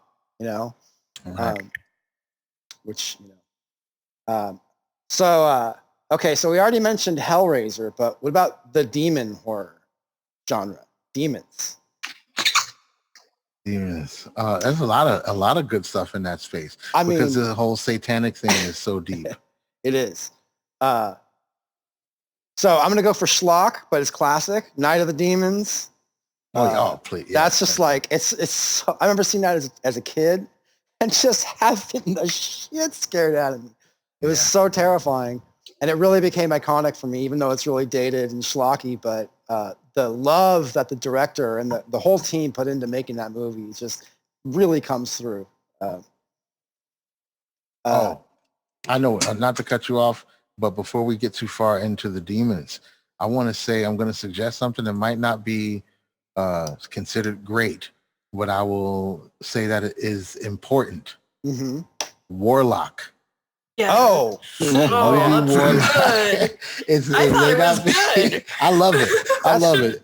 made Some by the people same might not studio think it that was did good. a whole bunch of stuff. Runestone or Bloodstone. Dude, I love Warlock because they have so much lore in it. They bring these two people through time, so it's not like new people trying to decipher some incantation in Latin to deal with the problem. It's somebody who's actually from the same time as the witch who can kind of walk them through what they need to do to get rid of them. And they bring in so much stuff that I had never heard of. I had never thought about. Like when witches or something do spells, you just know, like the Eye of Newt and Toad, they just got all these elixirs. But in this movie, he's like, I need the fat from a virgin so I can drink it and then I can fly. We were like, what? that's how you're able to fly? You need to drink fat from a virgin? Like all kinds of stuff. The salt and how witches can't touch salt. So he made like a barrier with the salt. It was a lot of cool elements like that I had never really seen shown in a horror movie before. Like we know stuff like Silver Bullet for werewolf, we know cross, a crucifix for a vampire, but there was so many how to hurt a witch tricks in that movie. I loved it. Yeah, it definitely introduces you to that lore and mythos, and I agree with you. I think they did a great job, and I think Warlock is kind of essential. Yeah, it is. It absolutely is. I don't know how it ages, how it holds up, but I remember it being super cool. Oh, I mean, I don't know. I have this weird appreciation for like the 80s horror just because some of it can be so what people will think is ridiculous, but it was bringing up a lot of things at the time that, was the precursor to what we were allowed, the type of expression we were allowed to have in the 90s, the type of creative expression. So, yeah. I think one great demon flick is Fallen with Denzel Washington. Oh, hell yeah. Amazing. So good. So good. Spectacular. Yeah. Love it. Yeah, that's a super scary concept. I think it's been touched on in a few other films and stuff like that. They've even done it digitally with almost, you could say with Ultron, how Ultron's consciousness could move from robot to robot. You never really know where he is. I think that's a super scary thing to have to deal with when it comes to something you're fighting, how it could just move around. And I also love, I'm going to assume, everybody's seen this film. I think the spoiler alert is for 10 years and less. So anything past 10 years, you don't get a spoiler alert. But I love how in Fallen, how the narration leads you to believe that the guy had survived it all. And that it was, the good guy or whatever telling the story. And I just love the way they wrapped it all up. And it was beautiful. It was a nice touch. Yeah, it really was. Yeah. It was a beautiful twist that was contained solely in which voice the narration was done. Right. And it was chef's kiss. The scene where Denzel Washington's on the street and the demon is jumping from body to body to body around him, having a conversation through the passerbyers. One of the best chilling horror scenes I think ever, someone else is going to do something like that in their story somewhere. And I think, I don't know, it's such a unique concept of like, you just can't trust your own consciousness. You can't trust the consciousness of anyone around you. That paranoia that scene really brought to the forefront was like, it was really scary. Well done. Definitely. Has everyone seen Hereditary? Yes. Yeah. I haven't yet. I know I got to, but I haven't yet. Wow. Yeah. Another A24. That's all I can say is wow. I watched that movie with my daughters went to see it at the theater and they came home distraught They were like, "Oh my, no, Daddy, you have to watch this movie. You got to see it." They're like, "You have to see it." And then they were like, "We want to be here when you see it, so we can see if you pick up on what's going on." And it's such an amazing movie. Like I could see what was happening pretty early in the film, but I couldn't figure out why things were happening the way they were happening. But as I'm watching the movie and I'm thinking and I'm trying to figure it out, I legit, without realizing it, trying to figure it out to myself, said the title of the movie. Like that's how, you know what I'm saying? That's how well done it. I'm like, but why is it? Hereditary. And it just hit me. I was like, oh, this is beautiful. I love it. Absolutely love it. Great film. Great. Yeah, And hardcore too. It is hardcore without being super gory until the very end. They give you some good stuff, but this is some stuff that goes down in that movie that you're just not ready for. Yes. It hits hard. I love it. It's definitely one. Yeah. It's worth the watch. It's on my list of movies that I'm preparing to watch. I feel like my sense of that movie is like, I need to be in like a really special place to sit down and absorb this, you know, because at first I was really like thrown off by it a little bit because I wasn't sure. This is when I was just seeing trailers and know nothing about it. I wasn't sure if it was like playing on the young girl having some kind of disability or something. And I was like, I don't know if I want to like see a horror movie about that. And then as I read reviews and stuff, then I investigated the story. I was like, oh, wow, this is like totally something else. And then I did a little bit of my own spoilery investigation, and I realized I was like, oh, okay, this is a movie I need to be prepared to like put everything out of the space and just take it all in. And I haven't done that yet. You've seen it, Rob? It's a good movie. Yeah. I think I'm the only one here who hasn't seen it. Damn. Yeah. The Babadook's another good demon movie. Hell yeah. That dovetails with parenting horror. Right? Yeah. That's a fantastic one. Yeah. Yeah.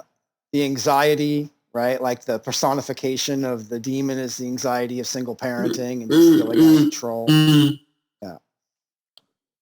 Yeah. One of my favorite demon movies, not because it's any good. I'm like mad I like this movie. It was called Mirrors. Oh, I love Mirrors, dude. Yeah. You know, it's a remake, right? From I think an Asian horror film.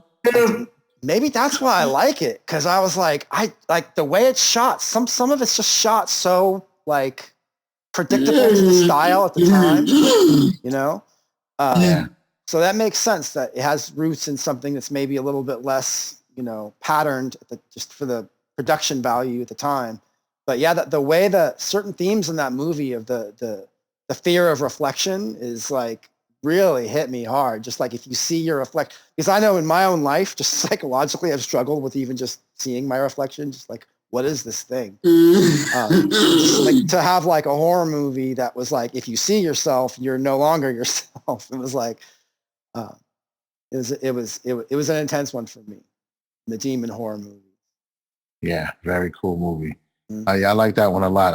I didn't know it was a remake until after I saw the American version, but I did end up seeing what I think was maybe a Korean movie, I feel like. But I think it's a Korean movie. It's called Into the Mirror. Oh, I'm gonna see that. I love Korean horror. Yeah, super fresh. Yeah. One really fun demon movie is from the 90s. It's like cheesy, bad movie, you know. It's Tales from the Crypt, Demon Knight. Yes. Oh, that was so fun. That one was so fun. I loved that. The splat horror fan in me was just like loving it, and it was cracking me up. I mean, that's comedy horror. Yep. Billy Zane was pitch perfect. Hell of a demon. Yeah, that'll forever be his best performance. Yeah. That's his best performance right there. He escaped the Titanic. Yeah. Go ahead. I'm sorry. No, I was going to say that just for good measure, I think it's worth it to mention the original Exorcist. It's got to be mentioned. It's kind of like very impactful movie. There's only been a handful of films in the history of humans that made people like throw up and pass out in the theaters, and you got to respect that. I mean, you got to respect it. There's people who know this is not real. They're watching it on the screen. They're completely aware. It's not like, the people who jumped out of the way of the moving train on the first film. Right. Those people can be forgiven because the technology was new. They had no idea what was going on, so they jumped out of their seats when they saw the moving train. But once you make it around to the 70s to watch Exorcist, if you're throwing up and fainting and shit like that, that's a movie that goes down in history for sure. Oh yeah. Mm-hmm. And like the director's cut is even gnarlier. Like I remember seeing that in theaters, and just being like, "Whoa!" I wonder what it would be like. I've never thought of this. Just like find someone who's like a younger person who maybe likes the genre, who's never seen it, like to find that person, and then just to be like, "Hey, watch this movie if you like horror movies. It's old as fuck. What do you think?" Like I'd be curious to see where someone who's like in that space now as a younger person that we were when we saw that movie. I'm curious because it is pretty gnarly. It is. I'm pretty sure there's still people that would be disturbed by it. Robert, honestly, Robert, you said you love that. You love The Exorcist. Yeah, a good one. Exorcist is amazing. Yeah. Very classic. Very good. Wow. Yeah. I think I'm like getting stage fright, like losing the memories I had around all the demon movies because there's so many good ones. Well, sorry. No, please go ahead. I'm trying to fetch a movie from my head. One that is close to demon because it's the personification of death, malicious. It's the supernatural force that is here to end your life, and it's the Final Destination films. They are. What's it about? They're basically some kids avoid their destined moment of death. No, they not survive. Not Final Destination. The other one, Malicious. No, I'm sorry. I was saying that it's a malicious supernatural will that's. Oh, I thought you were saying a movie called Malicious. No, I'm sorry. I have seen Final Destination. Go ahead. I'm so sorry. Oh, no, it's just it manifests that exact same, invokes that phenomenon of having this supernatural malign will just turning the world against you, turning you against you. It's this, and it is so horrific the way people die in it. It's like I usually try to avoid the just catalog of ways people can die kind of movies, but it's literally the plot, so it works and it's cheesy and it's disgusting and demon-like. Definitely. So I think this qualifies as a demon movie, but it could also be like cryptozoology horror. Is It Follows? Okay. Yeah. You seen that? You seen that too, Rob? Yeah, I love that. I love that movie because, again, it's another example of being able to do scary shit with just the tiniest little details on the tiniest little budget, Yeah. And then it also brought in, like in like the 70s, or like the 80s, the classic meme of, whoever, if you have sex, you die. The killer kills you. Everybody who has sex dies. This movie took this to like a whole other level. Yeah. Okay, so can I slide Jeepers Creepers in there? Oh hell yeah! That's also like, is it demon or is it crypto? Right. Yeah. Yeah, that's a good one. I'm surprised they haven't made a really good Mothman horror movie yet. Yeah, because the Mothman is like conspiracy theory folklore stuff. It's like the stuff that they say Mothman, it doesn't really do anything. It's like, oh, we saw the Mothman before there was a disaster. Right. It's not like the Mothman came in and tore my husband's head off. No. It's just like, no, he was standing on the bridge right before we had a car accident. That's what the Mothman does. I feel like there's a way to slip some cosmic horror in there, though. Yeah, we'd have to make him more active. Mothman got to get busy. I mean, but then you end up like hitting the trope of like he's just a monster just killing people, right? Like what if the Mothman, what if the Mothman isn't an entity at all? It's cosmic forces that result in neurology perceiving something that looks like eyes, or you know what I mean? Like it could be Right, there you go. Yeah. You could take it in a cosmic horror direction where like kind of like Final Destination, where something far beyond just even a single creature is the antagonist. Like the laws of reality itself are the antagonist, you know?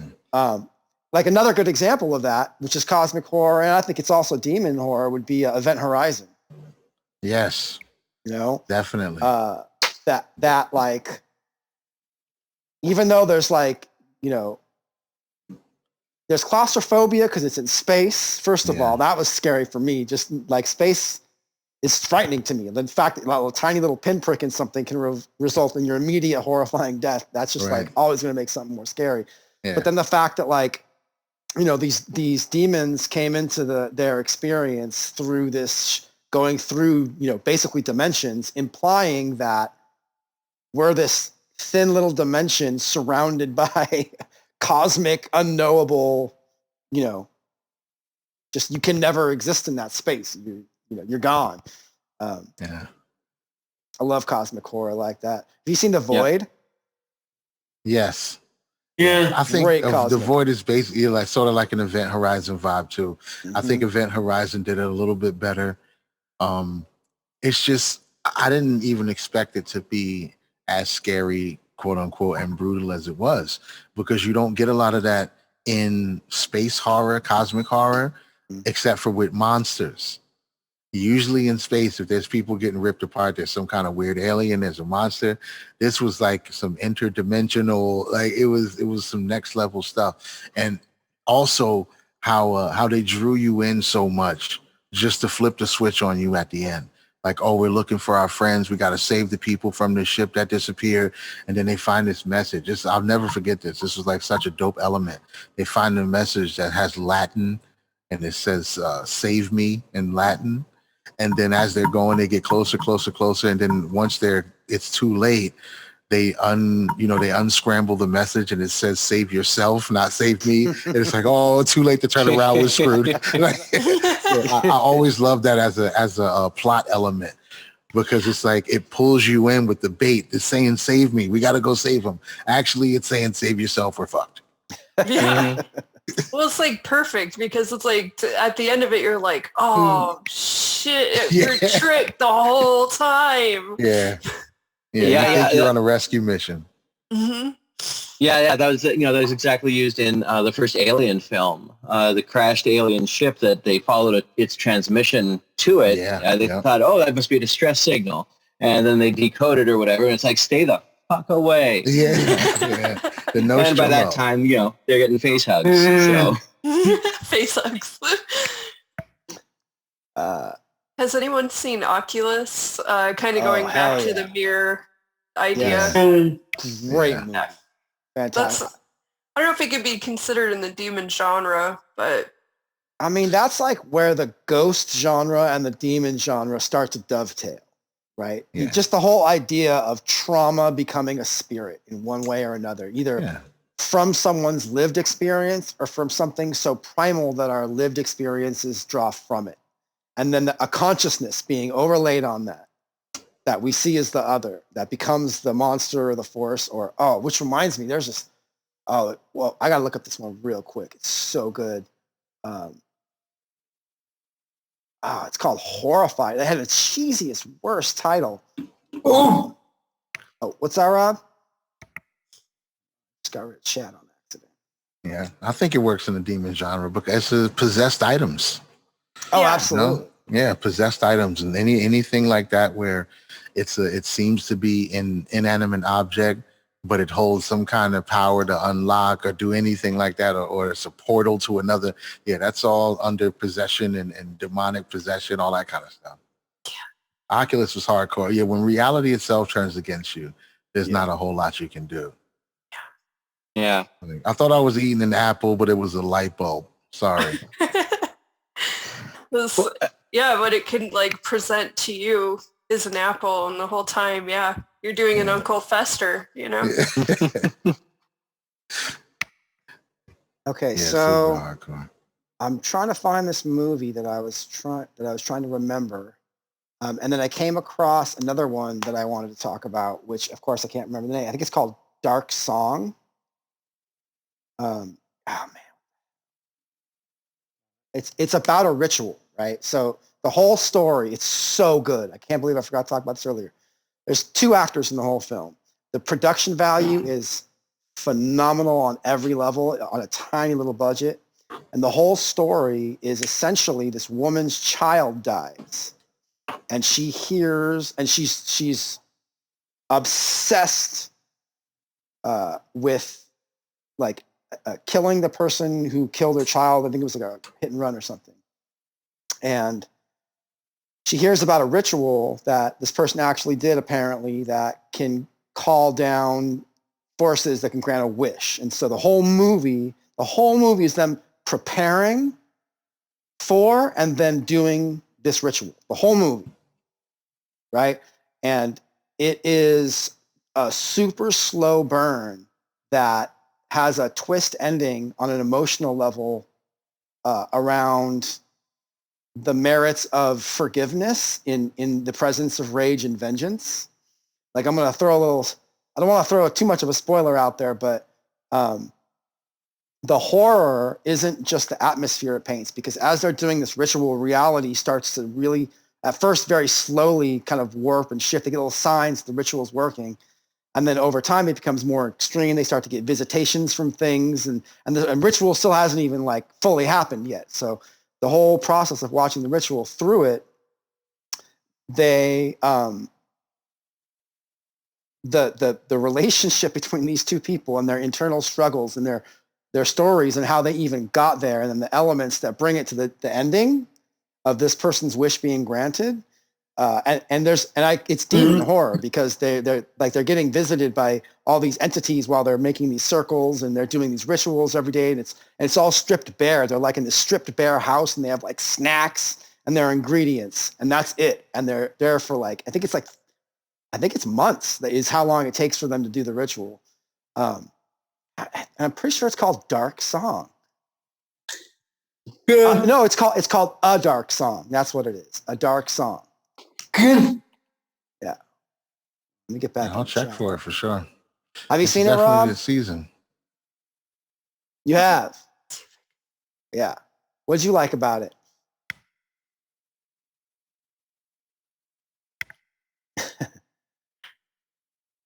I think it's on Amazon Prime. Is it? I don't know. I could be wrong. I remember I watched it on a pirate thing, but yeah, it is on Amazon Prime. It's fantastic. It is. It introduces elements of horror that are underplayed, and then when they don't underplay it, the effects on such a small budget are so well done. Like an artist was clearly like, I'm going to make this look so good based on what I'm working with. I can't recommend it enough. There's one movie also that I wanted to mention that I haven't seen yet that's coming out in like 2 days. But have you guys been train spotting Antlers? Yes. It looks like one of those things that's gonna get silly, so I definitely want to see it. I don't think it's gonna get silly at all. I think it's gonna be dark as fuck. I've been really sniffing around this movie for a while because I love it's like it dovetails on like indigenous horror and demon horror, you know, and it hits some tropes that I already know. I'm gonna roll my eyes and be a little like you know, but in terms of like creating a story that introduces themes of social trauma and childhood trauma and abuse that's personified as a monster that has a mythological roots that are like thousands of years old. I love the marriage of all those themes. I'm really looking forward to seeing that when it comes out. Yeah. Well, shit, we've been going for about an hour and 45 minutes. Wow. Yeah. And we probably have only scraped a thin film off of the genre because there's so much to it. Y'all feeling any other directions you want to go in with this? How y'all feeling? I'd like to just as a cap for me personally. I like stuff that is self-reflecting. I like movies that kind of know where they are in the space that they occupy and don't take themselves too seriously. Right. So because of that reason, I like a whole bunch of horror movies. I got a lot of favorites, but because of the way this film was done, it has to be my favorite horror film by default. It has to be Cabin in the Woods. Oh, Thank you. Thank you. It's Exactly. by default. So It good. has to be my Okay. favorite horror I film. see why you say that. Yeah. So it's like if you get in a conversation about your favorites, it's like, okay, so there's Cabin in the Woods, and then we can take that off the table, and then we can have a whole bunch of nuanced discussions about everything else. Mhm. But the reason you love everything else is all wrapped up All beautifully in there. in that movie. And I don't think anybody could have done it any better No. than how it's done in that movie and presented. There's so much more you want to see. I'd probably watch 4 or 5 more installments of it. How could I you? It seriously ended would. after that ending. Oh, you could do like past.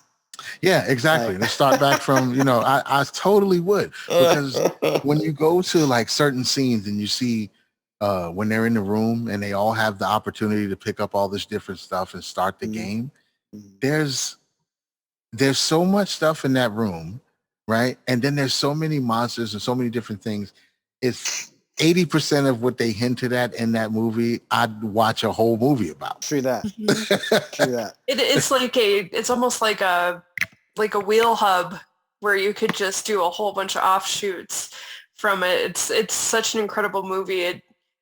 It's really cool. It's like when I saw it, I kind of got the feel of like Jumanji meets the Evil Dead series. Right, right. I like that. That's an apt comparison. Yeah. Yeah, It you was could just definitely so make. good, though. Yeah, oh, it was. You could definitely make additional films that take place because they show that they're like all over the globe. They have to run these events to keep Satan happy or whatever the monster thing is. Mhm. And so there's so many ways. There's a commentary upon entertainment. You have this ultimate observer. This is being done for. It's very Squid Game. Yep. Yeah. Squid Game before Squid Game was Squid Yeah. Game. Yeah. But it's, Yeah. it's the best. It's the best real look, the best mirror that anybody's ever held up to the horror genre itself. And you could tell it's a love letter too. It's not like somebody's making fun of it. It's not parody. It's not satire necessarily. It's done from the perfect place. Mhm. From the perfect place. All of it. Even with the digital part of it coming in. Like I like how they incorporated the fact that these are these ancient games that are being played with ancient themes and iconography being played out over thousands of years. But also, we have the cameras everywhere. We got the Wi-Fi and the wires and the guy, you got the tech guy who has to fix everything. Oh, and man. I love it. That's the behind the scenes, that's the movie industry. Yeah.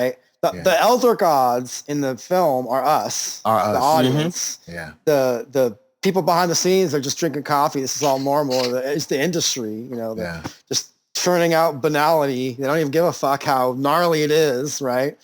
And and the characters that are living it out are the typecast actors who want to be stars. The archetypes, yeah. Yeah, they're the ones who exist in those real spaces and they can't break out of it. Like the script does not allow you to be intelligent. You have to throw the football. Yeah, it's so many different microscopes to put on that movie and have full conversations about just from the different elements, not to mention the whole thing as, it's crazy. Yeah. Crazy. Perfect movie. Scream was the only thing that had come close to the level of self-reflection that movie had. Yeah. Mm-hmm. Yeah. And then they took it and they expanded it way beyond, way beyond. Have you ever gone through and followed the breakdowns of every single little monster in the scenes where they have all the giant catalogs? The amount of work that they put into that for 15 seconds maximum of film is just mind-blowing. That's how you knew it was a love letter. It's just we're going to put all the horror in this. Everything. Yes. Mm-hmm. Yeah, it's really amazing because in the 80s to 90s was really the start of sort of showing the ecosystem in which disparate monsters coexist. And so you get Jason versus Freddy and things like that. And sorry, what show were we talking about? Or like Alien versus Predator. Kind of things. Cabin in the Woods. Oh yeah. Thank you. Yeah. And so he not only commented upon the individual tropes, but also this sort of now Marvel extended universe concept of, or multiverse, of putting them all in one place and just see what the fuck happens. It's like almost like Celebrity Death Match, only like with, all the monsters and folklore, like, creatures. Just put them all in there. You ever wonder who would win, Slender Man or Chupacabra? Oh, definitely Chupacabra. Just because, I mean, it's been around a lot longer than Slender Man. Yeah, he's a new guy. Yeah. So I know I brought this up a little earlier. What about fairy horror, folklore horror, right? We already talked about, like Midsummer kind of talked about that. Talked about a movie, but like folklore horror, right? Taking mythology that's real and making a movie out of it. Like there's a lot of movies like that. In the specifically Fae, I have to first and foremost point out the Leprechaun franchise. Classic. The contemporary setting, the ridiculously old-timey villain of a fairy. It's just iconic. There's a really good Fae horror movie called The Hollow. You ever heard of that? And have you seen that, Rob? Yeah. Yeah. So it's like changeling horror basically, but that's only kind of one facet of it. And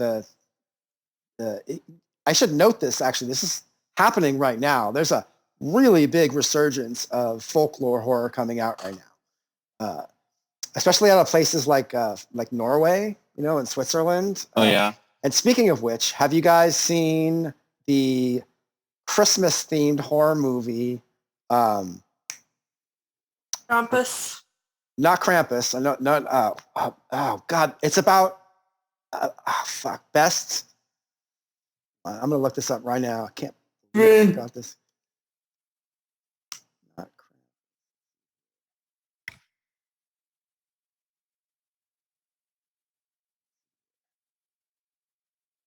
Why don't you guys? What other fairy horror movies do you guys know about while I'm looking this up? I don't know if it's considered Fae, so I would probably have to stay away from it. But I think there was one with, it was a Norwegian film with evil mermaids. That one was really good. And then I don't know if you've... Right. Go ahead. Sorry. Found it. No, go ahead. Rare Exports. Yeah. You seen that, Rob? Anybody else seen it? No. No. Oh, I can't suggest enough. It's a company in Norway has found a bunch of Santa's elves. Or they found Santa, and they're trying to find a way to. Basically, they found Santa's elves, and they're enslaving Santa, and then these dirty old men. They're like dirty old angry men, and they don't talk, and they just bite you if you get too close. And nobody understands their physiology, their psychology, but they're trying to dress them up as Santas and ship them to people so they can have them as pets. Oh dear God! And then it turns out they're actually hiding Santa. We found all his elves, and we're also containing Santa. And Santa's this eldritch god or something with he's got these robes that are clearly derived, the myth is clearly derived from them, and these giant horns, kind of like the Krampus myth. And it's a hilarious and legitimately disturbing film that is in the Fae. It's the fairy, the horror genre. Because elves and trolls and actual Norse mythology are not malevolent. They're pretty testy. Have you seen Troll Hunter? Yeah, I have. Yeah. That's another good one too. There's another one that's pretty bizarre. I don't even know what genre this would fall into. But has anyone seen the movie Evolution? Like it's actually a French horror thriller. Sure. No.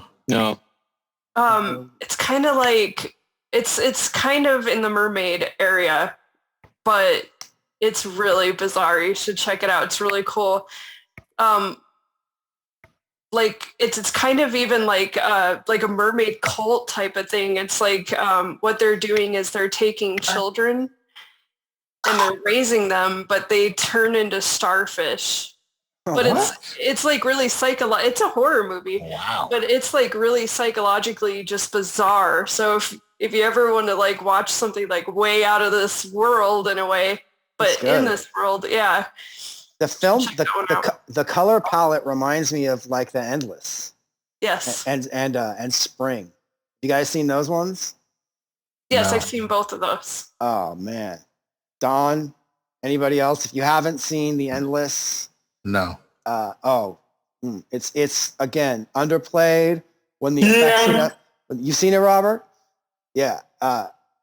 There's a pair of directors, they're brothers. And they've done Susanna, they've done like 4 films?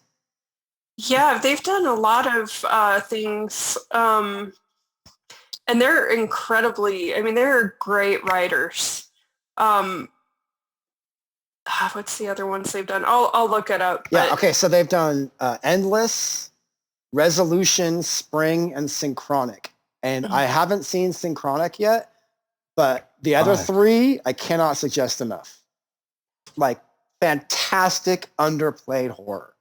And I would put them all in one sense or another, the cosmic horror genre, right? Like sci-fi, thriller, horror, mystery, all kinds of genres just smashed into these. And very, very like it's like if Wes Anderson did horror and turned the goofy quirkiness into like actual horror, like scary. Yeah, that level of subtlety. I did see Synchronic. I did watch that. I Is that the definitely saw one with that the one. drug? Yes. Okay, I've seen that one then. Yeah. Yeah. Oh, That one good. was fun. Yeah, I mean that was a really good one too. Well, shit, we're rolling up pretty close to 2 hours now. I didn't want to make this too long, but did anybody else have any favorite films they wanted to throw out or favorite genres they wanted to touch on? Yeah. What's that, Robert? Robert's typing with his eyes, by the way, so it takes him a second. He's got that dope-ass eye tracking software. Dope.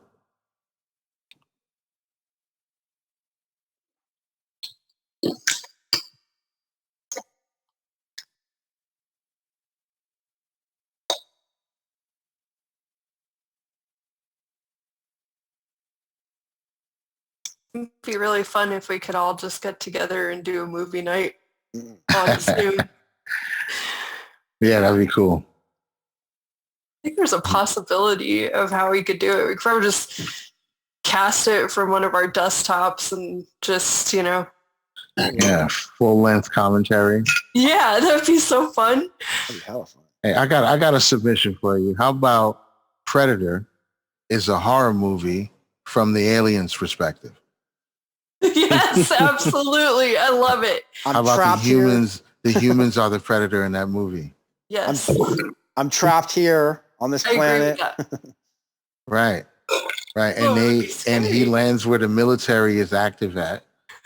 The is so many opportunities that they have to basically just leave and walk away. He observes them murdering each other when they're in their conflicts. Right. He doesn't attack anybody who doesn't have a weapon. So that's one of the themes in the film is anybody who doesn't have a weapon, he doesn't attack him. Fuck with them, right? Or he also sees that the woman is pregnant and he spares her. So that's been done. But they're all like setting traps and taking their shirts off. Like, fuck that. We're gonna settle this once and for all. And the Predator's like, yo, dude, why don't y'all just leave? I mean, but that's the theme in all the Predator movies. They're like, if you're not gonna be violent, we're not gonna fuck with you. It's like they jump into the war that we're already creating, and they're like, oh, right, right. They have to do what they have to do. Wanted. That was the movie you wanted to mention, Robert. I feel like there's a few named that. Wanted. 2008. That sounds like a frustrated office worker discovers that he is the son of a professional assassin and that he shares his father's supernatural killing abilities. I know what that is. Yeah, I've seen that one. Oh, yeah. Okay, I know that one. I guess. I mean, I haven't seen that one. Is that really horror or is that more action? Yeah, I think that's more of an action type movie, but that one I definitely I loved it though. It was awesome. It's got that supernatural element.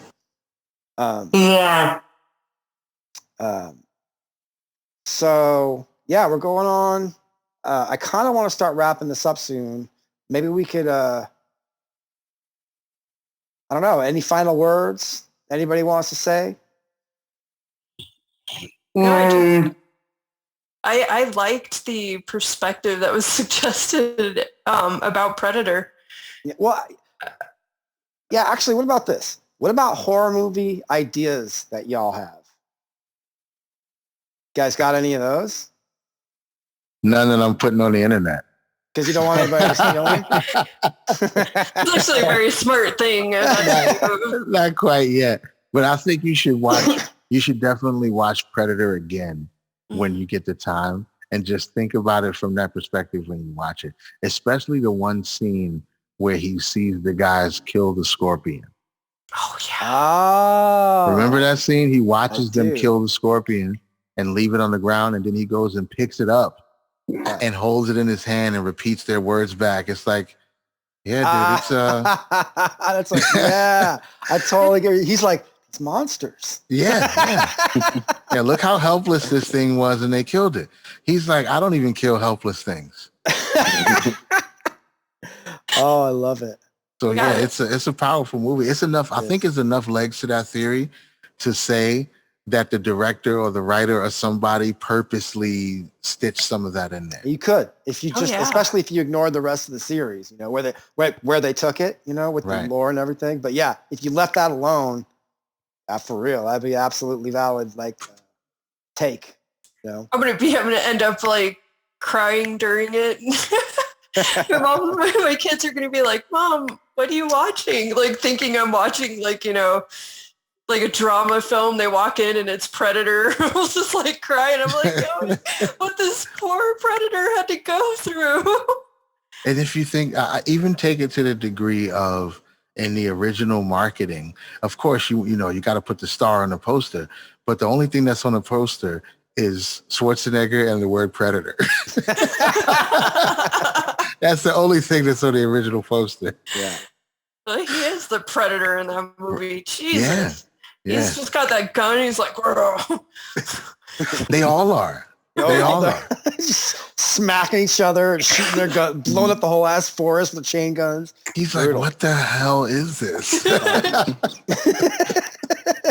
And then like they're trying to kill me. And then the second one, same. You can kind of do the same thing. He's just like, I'm trying to just chill in the city. Everyone's shooting everywhere. Yeah, he's like, I had to kill all these drug dealers and pimps just to keep myself safe. And the cops are like, we got to stop this guy. He's killing drug dealers and pimps. We got to do something about it. He's giving us a bad name because we're not doing it. So just kidding. Right. You know that guy who's been killing a bunch of people? The Predator killed him. We got to stop this. And meanwhile, other cops are just, I'm going to kill a bunch of people and just blame it on the Predator. Predator charge. Yeah, it's worth another watch. That's a good one. Yeah. That's a good one. In terms of like switching the relatability to the monster, have you guys seen this little underground gem called Life Changer? No. Oh, wow. Check it out.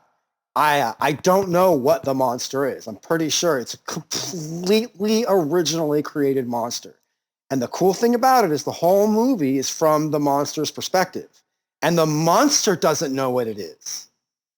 Oh, that's cool. And what it does is it has to like life energy suck from people. Wait, I did see that. I forgot the name of it. I did see that. Yeah. It just like wakes up and realize what it is and realize what it has to do to survive. I did see that. Yeah. That's a great one. Yeah. Because it was also, I'm pretty sure that's like there's no, like they just made that creatively up, that antagonist. Right. There's a little bit of that fallen energy in there too, person to person, that kind of thing we were talking about earlier, the parasitic shapeshifter type energy. Right. Yeah. The flipping of it though, where the monster is just like, I just want to survive. I don't want to die. I don't want to hurt anybody. Right. And I kind of don't even know why I'm doing any of this or what I actually am, but I feel the instinct to do it. And you know what I mean? Like that switching the perspective where the audience is the monster instead of the monster is chasing the audience. I love that move in horror movies as well. It's really good. A little sympathetic. It makes you a little sympathetic to the monster a little bit. A little bit. Like a Frankenstein vibes.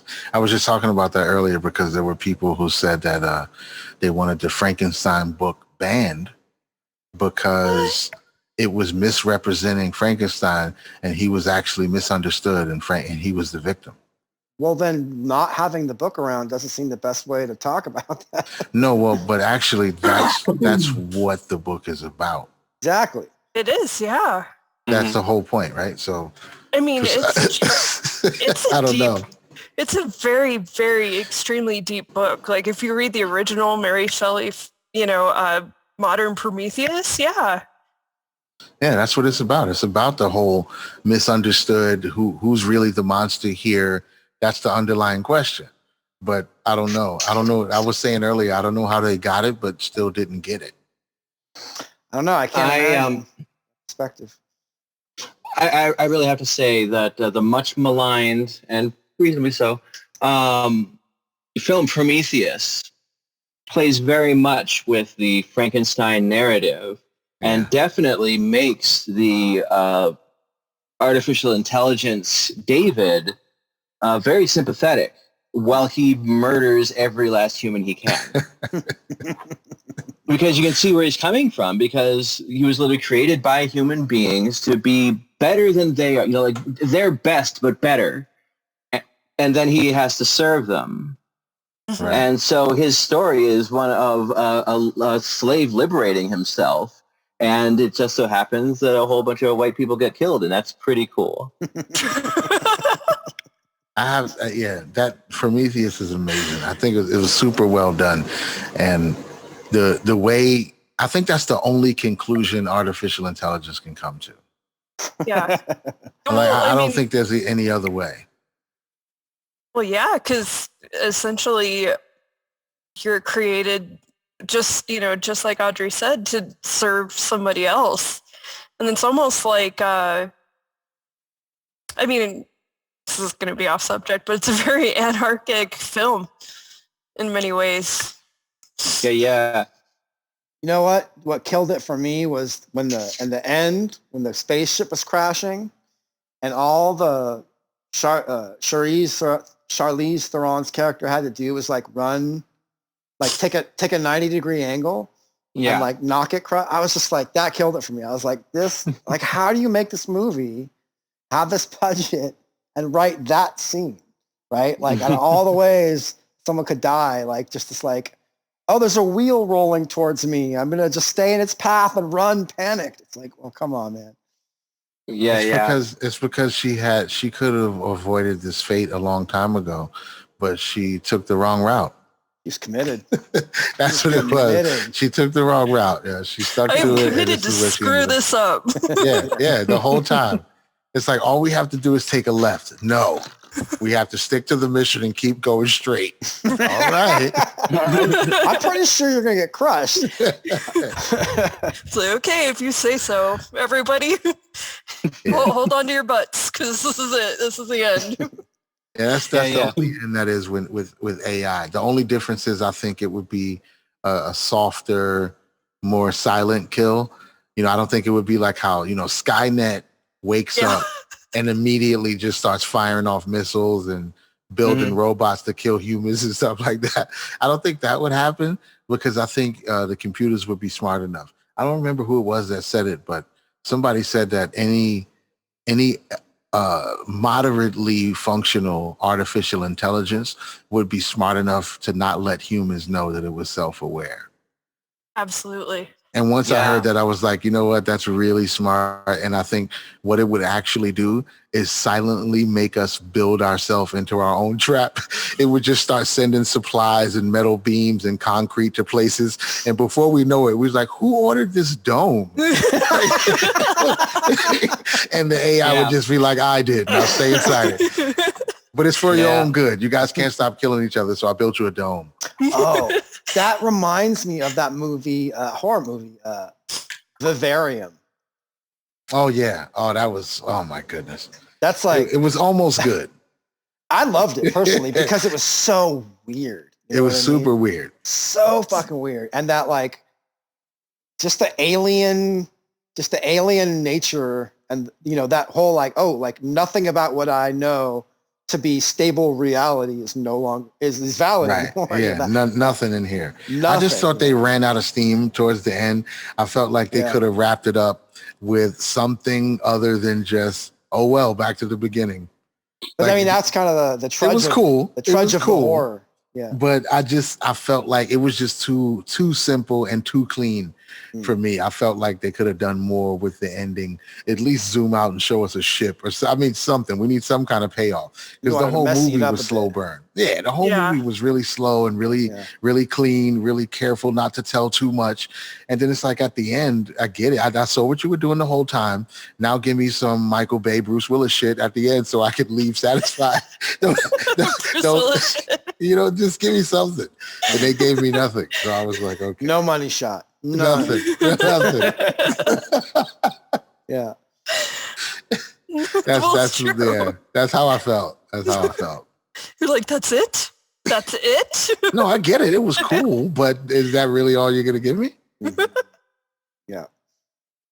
Well, definitely an eerie, scary movie. That was super weird.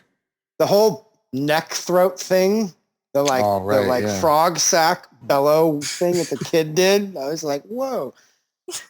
And the way he just like lifted up reality. Yeah. And like hissed and scampered in at one point. Like, what the fuck is going on around here? Like, see, that's when I thought shit was about to get real, but that was the realest that shit got. That was like the realistic got. Yeah, I was kind of hoping we'd see some more of their culture. Yeah. But a whisper would have been nice. So, what about Tremors? Oh yeah, man. Love it. I feel like that is a very, very underappreciated. Like people wouldn't even like a lot of folks don't even maybe know about it. Maybe horror fans do, but if you don't like horror and you're just like looking through horror to watch someday, you might see that and think it's some schlocky B movie. But it's kind of like Cabin in the Woods like that, where it's like it kind of redefined a genre that can't take itself seriously. And because it doesn't, it also comes off as just a really great story that's straightforward and terrifying. And it kind of sits on the eco-horror spectrum, Yeah, cryptozoological horror. Yeah. I love it. It's terrific. It's fun. And they're on like part 7 or 8 right now. They don't give a shit. I can't get into those ones. I vouch for the first 2. That's all I know. I can. I can watch all. I don't care how cheesy it gets. There's always a time to watch it. It may not be, you got to be in a special mood for it. But there's always a time where I could definitely watch a new Tremors movie.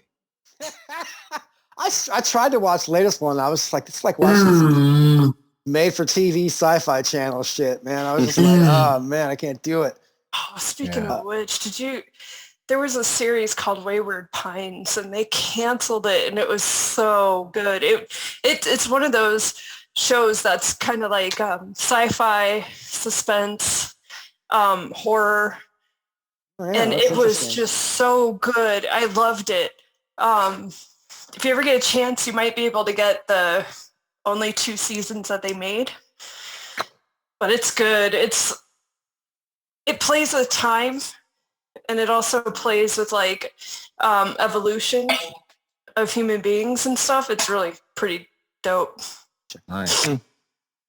Yeah, I got a whole bunch of homework to do now. I got a lot of tough stuff to watch Yeah. through the rest of this the spooky season. Oh, me too. If we're going to include shows, one I want to mention before we leave is, have you guys seen Midnight Mass? No. Oh, I heard a little bit about it, but I haven't seen it yet. It's the same storyteller who did. So it's like it's like a mini series. It's not like you're not going to have season 2 or nothing. It's got a beginning and a middle and an end, but it takes them about 7 episodes to do it.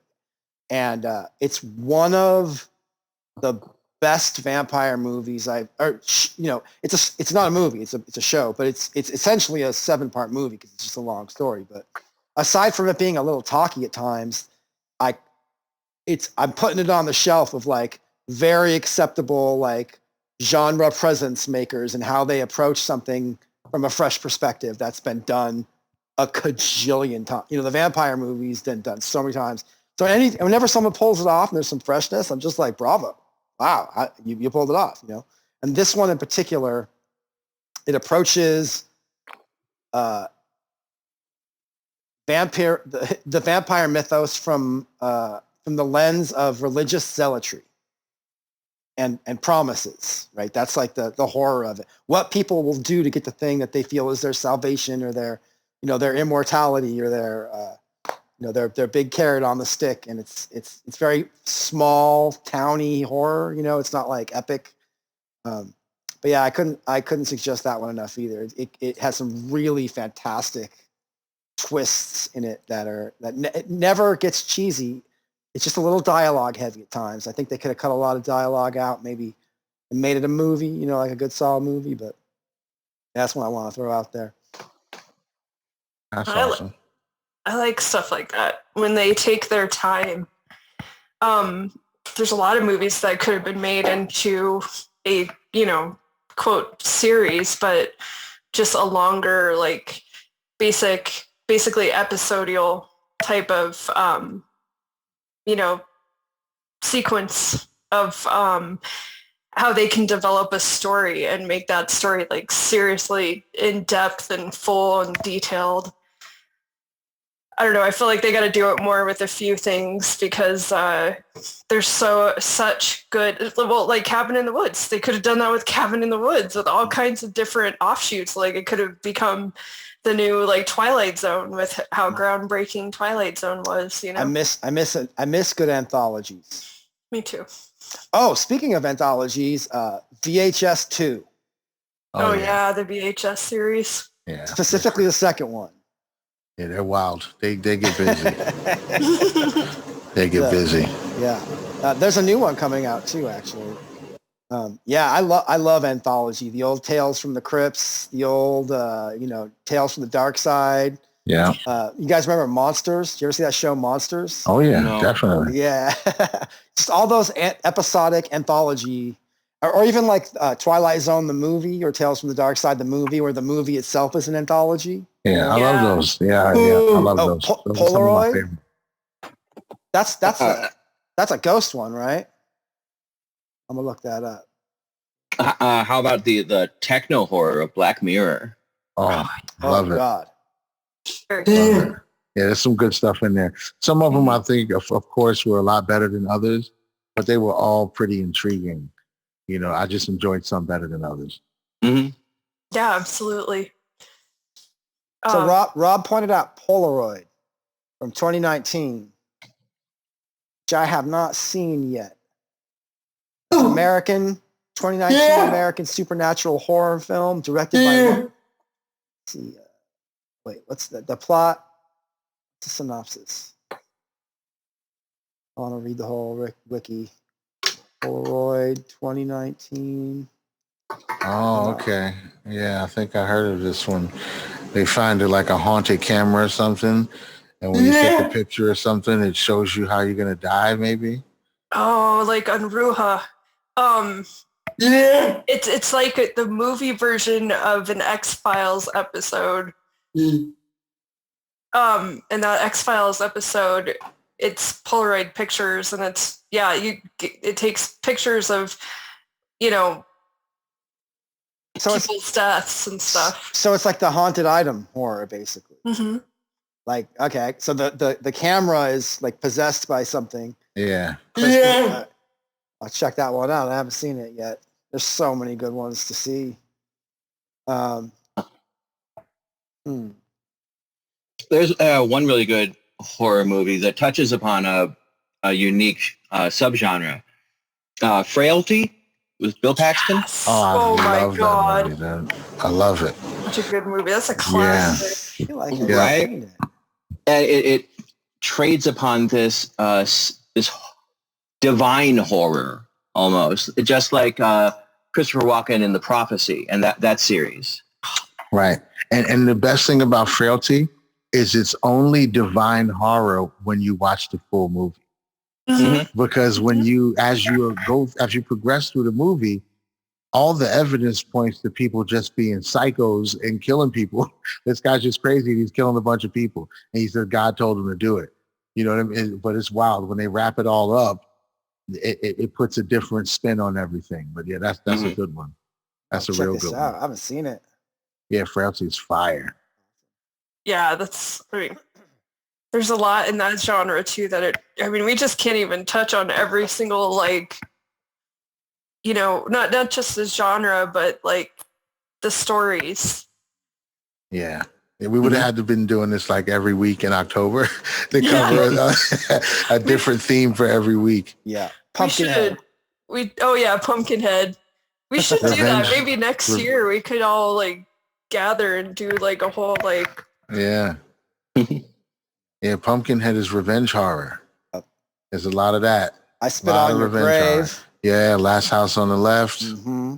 All that good stuff. What was that new one that just came out where the woman's getting married into the family that has to and they're not actually marrying? I think it's called Run, or it's like comedy horror, and it's like a rich family that this woman's marrying into, and it turns out they're not actually trying to marry her into the family. They're trying to hunt her for sport. And it's like, oh, wow. And it's like her getting out and getting revenge on them story. And it's like a comedy. It's like comedy horror, it's like, it's funny and dark and horrifying.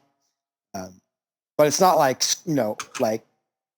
like it's like gruesome horror that you're like, everybody's kind of getting their comeuppance horror, but it's not like I Spit on Your Grave where it's just like brutal. You know what I mean? It's more like, these are awful people. They're disconnected from someone who's, oh, wow, I'm marrying into this rich family. And oh my God, now I'm being treated like a toy and essentially, like a plaything they're hunting. And I'm going to switch it on them in ways that are like, they're so disconnected that they don't know what someone who has to actually survive in life could actually do to survive.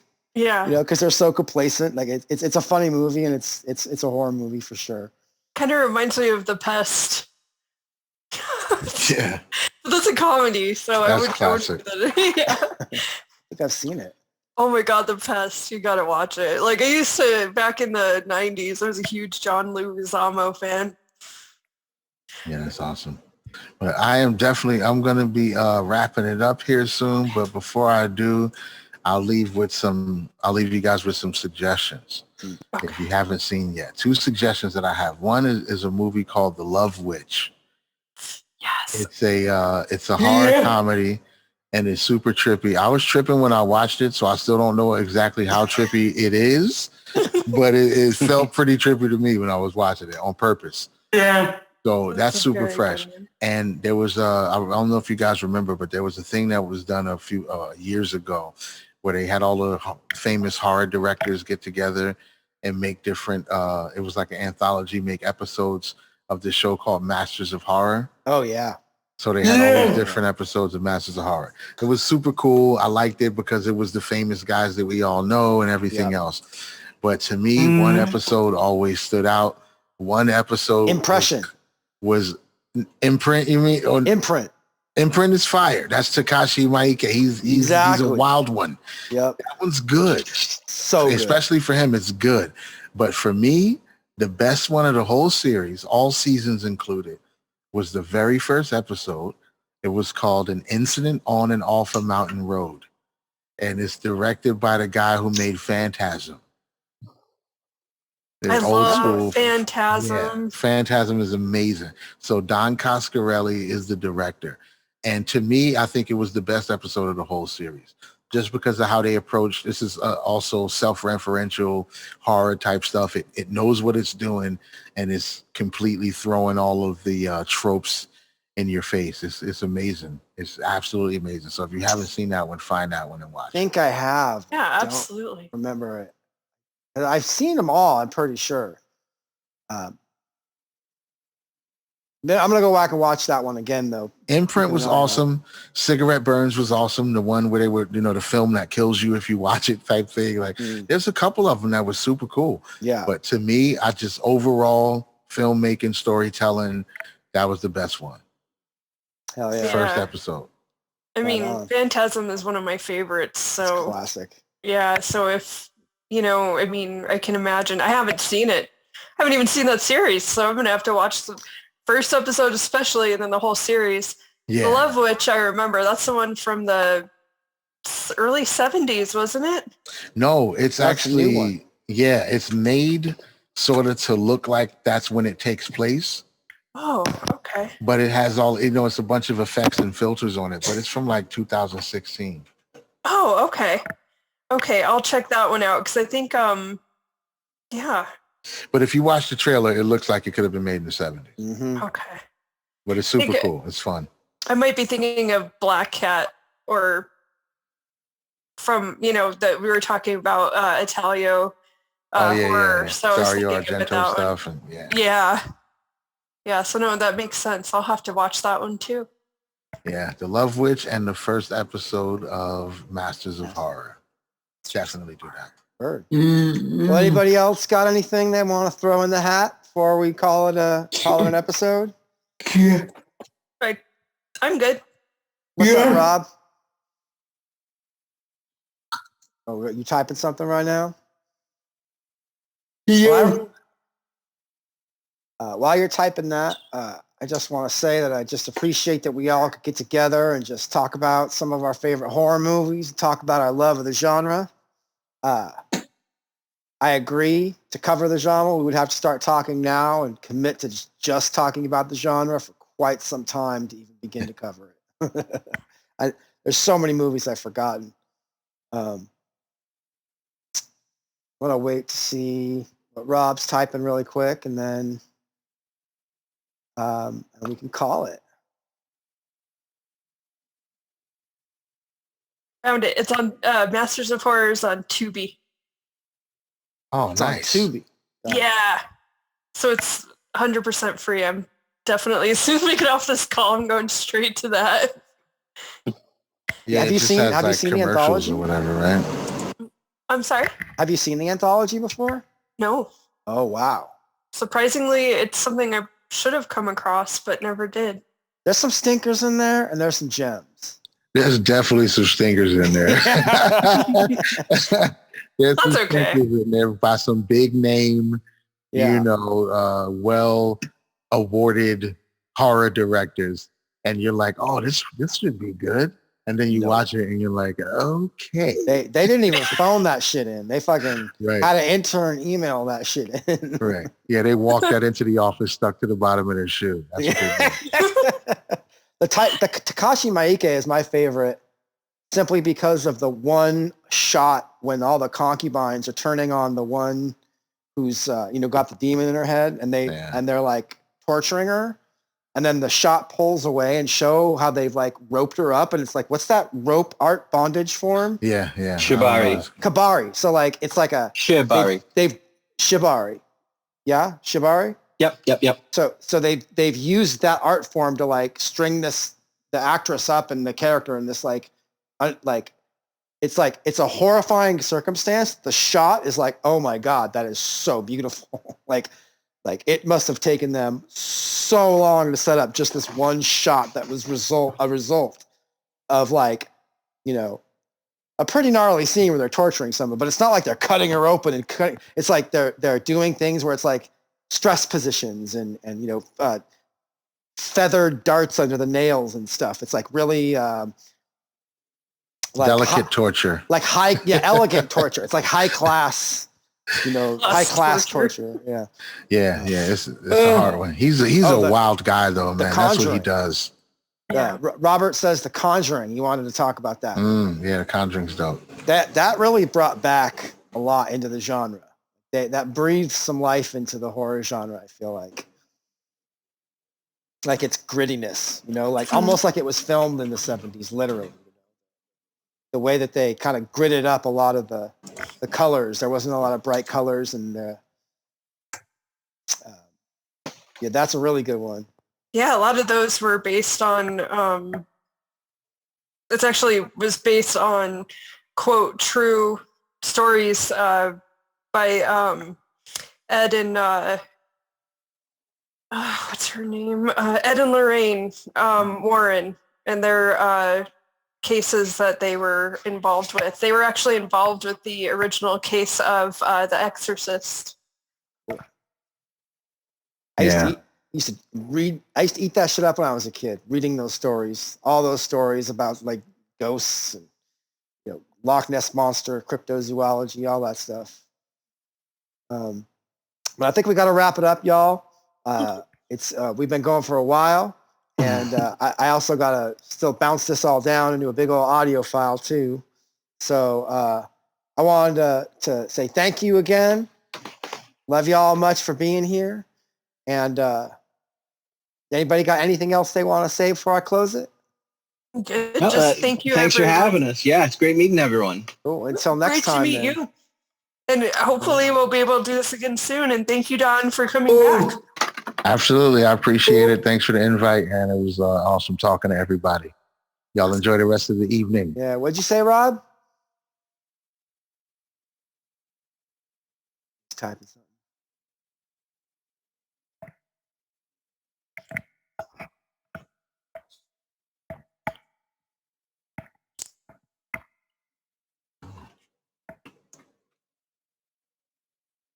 Actually, I think I was incorrect about Ed and Lorraine Warren. It was the Amityville horror case, the original one. Oh, I don't know. They may have been involved in both.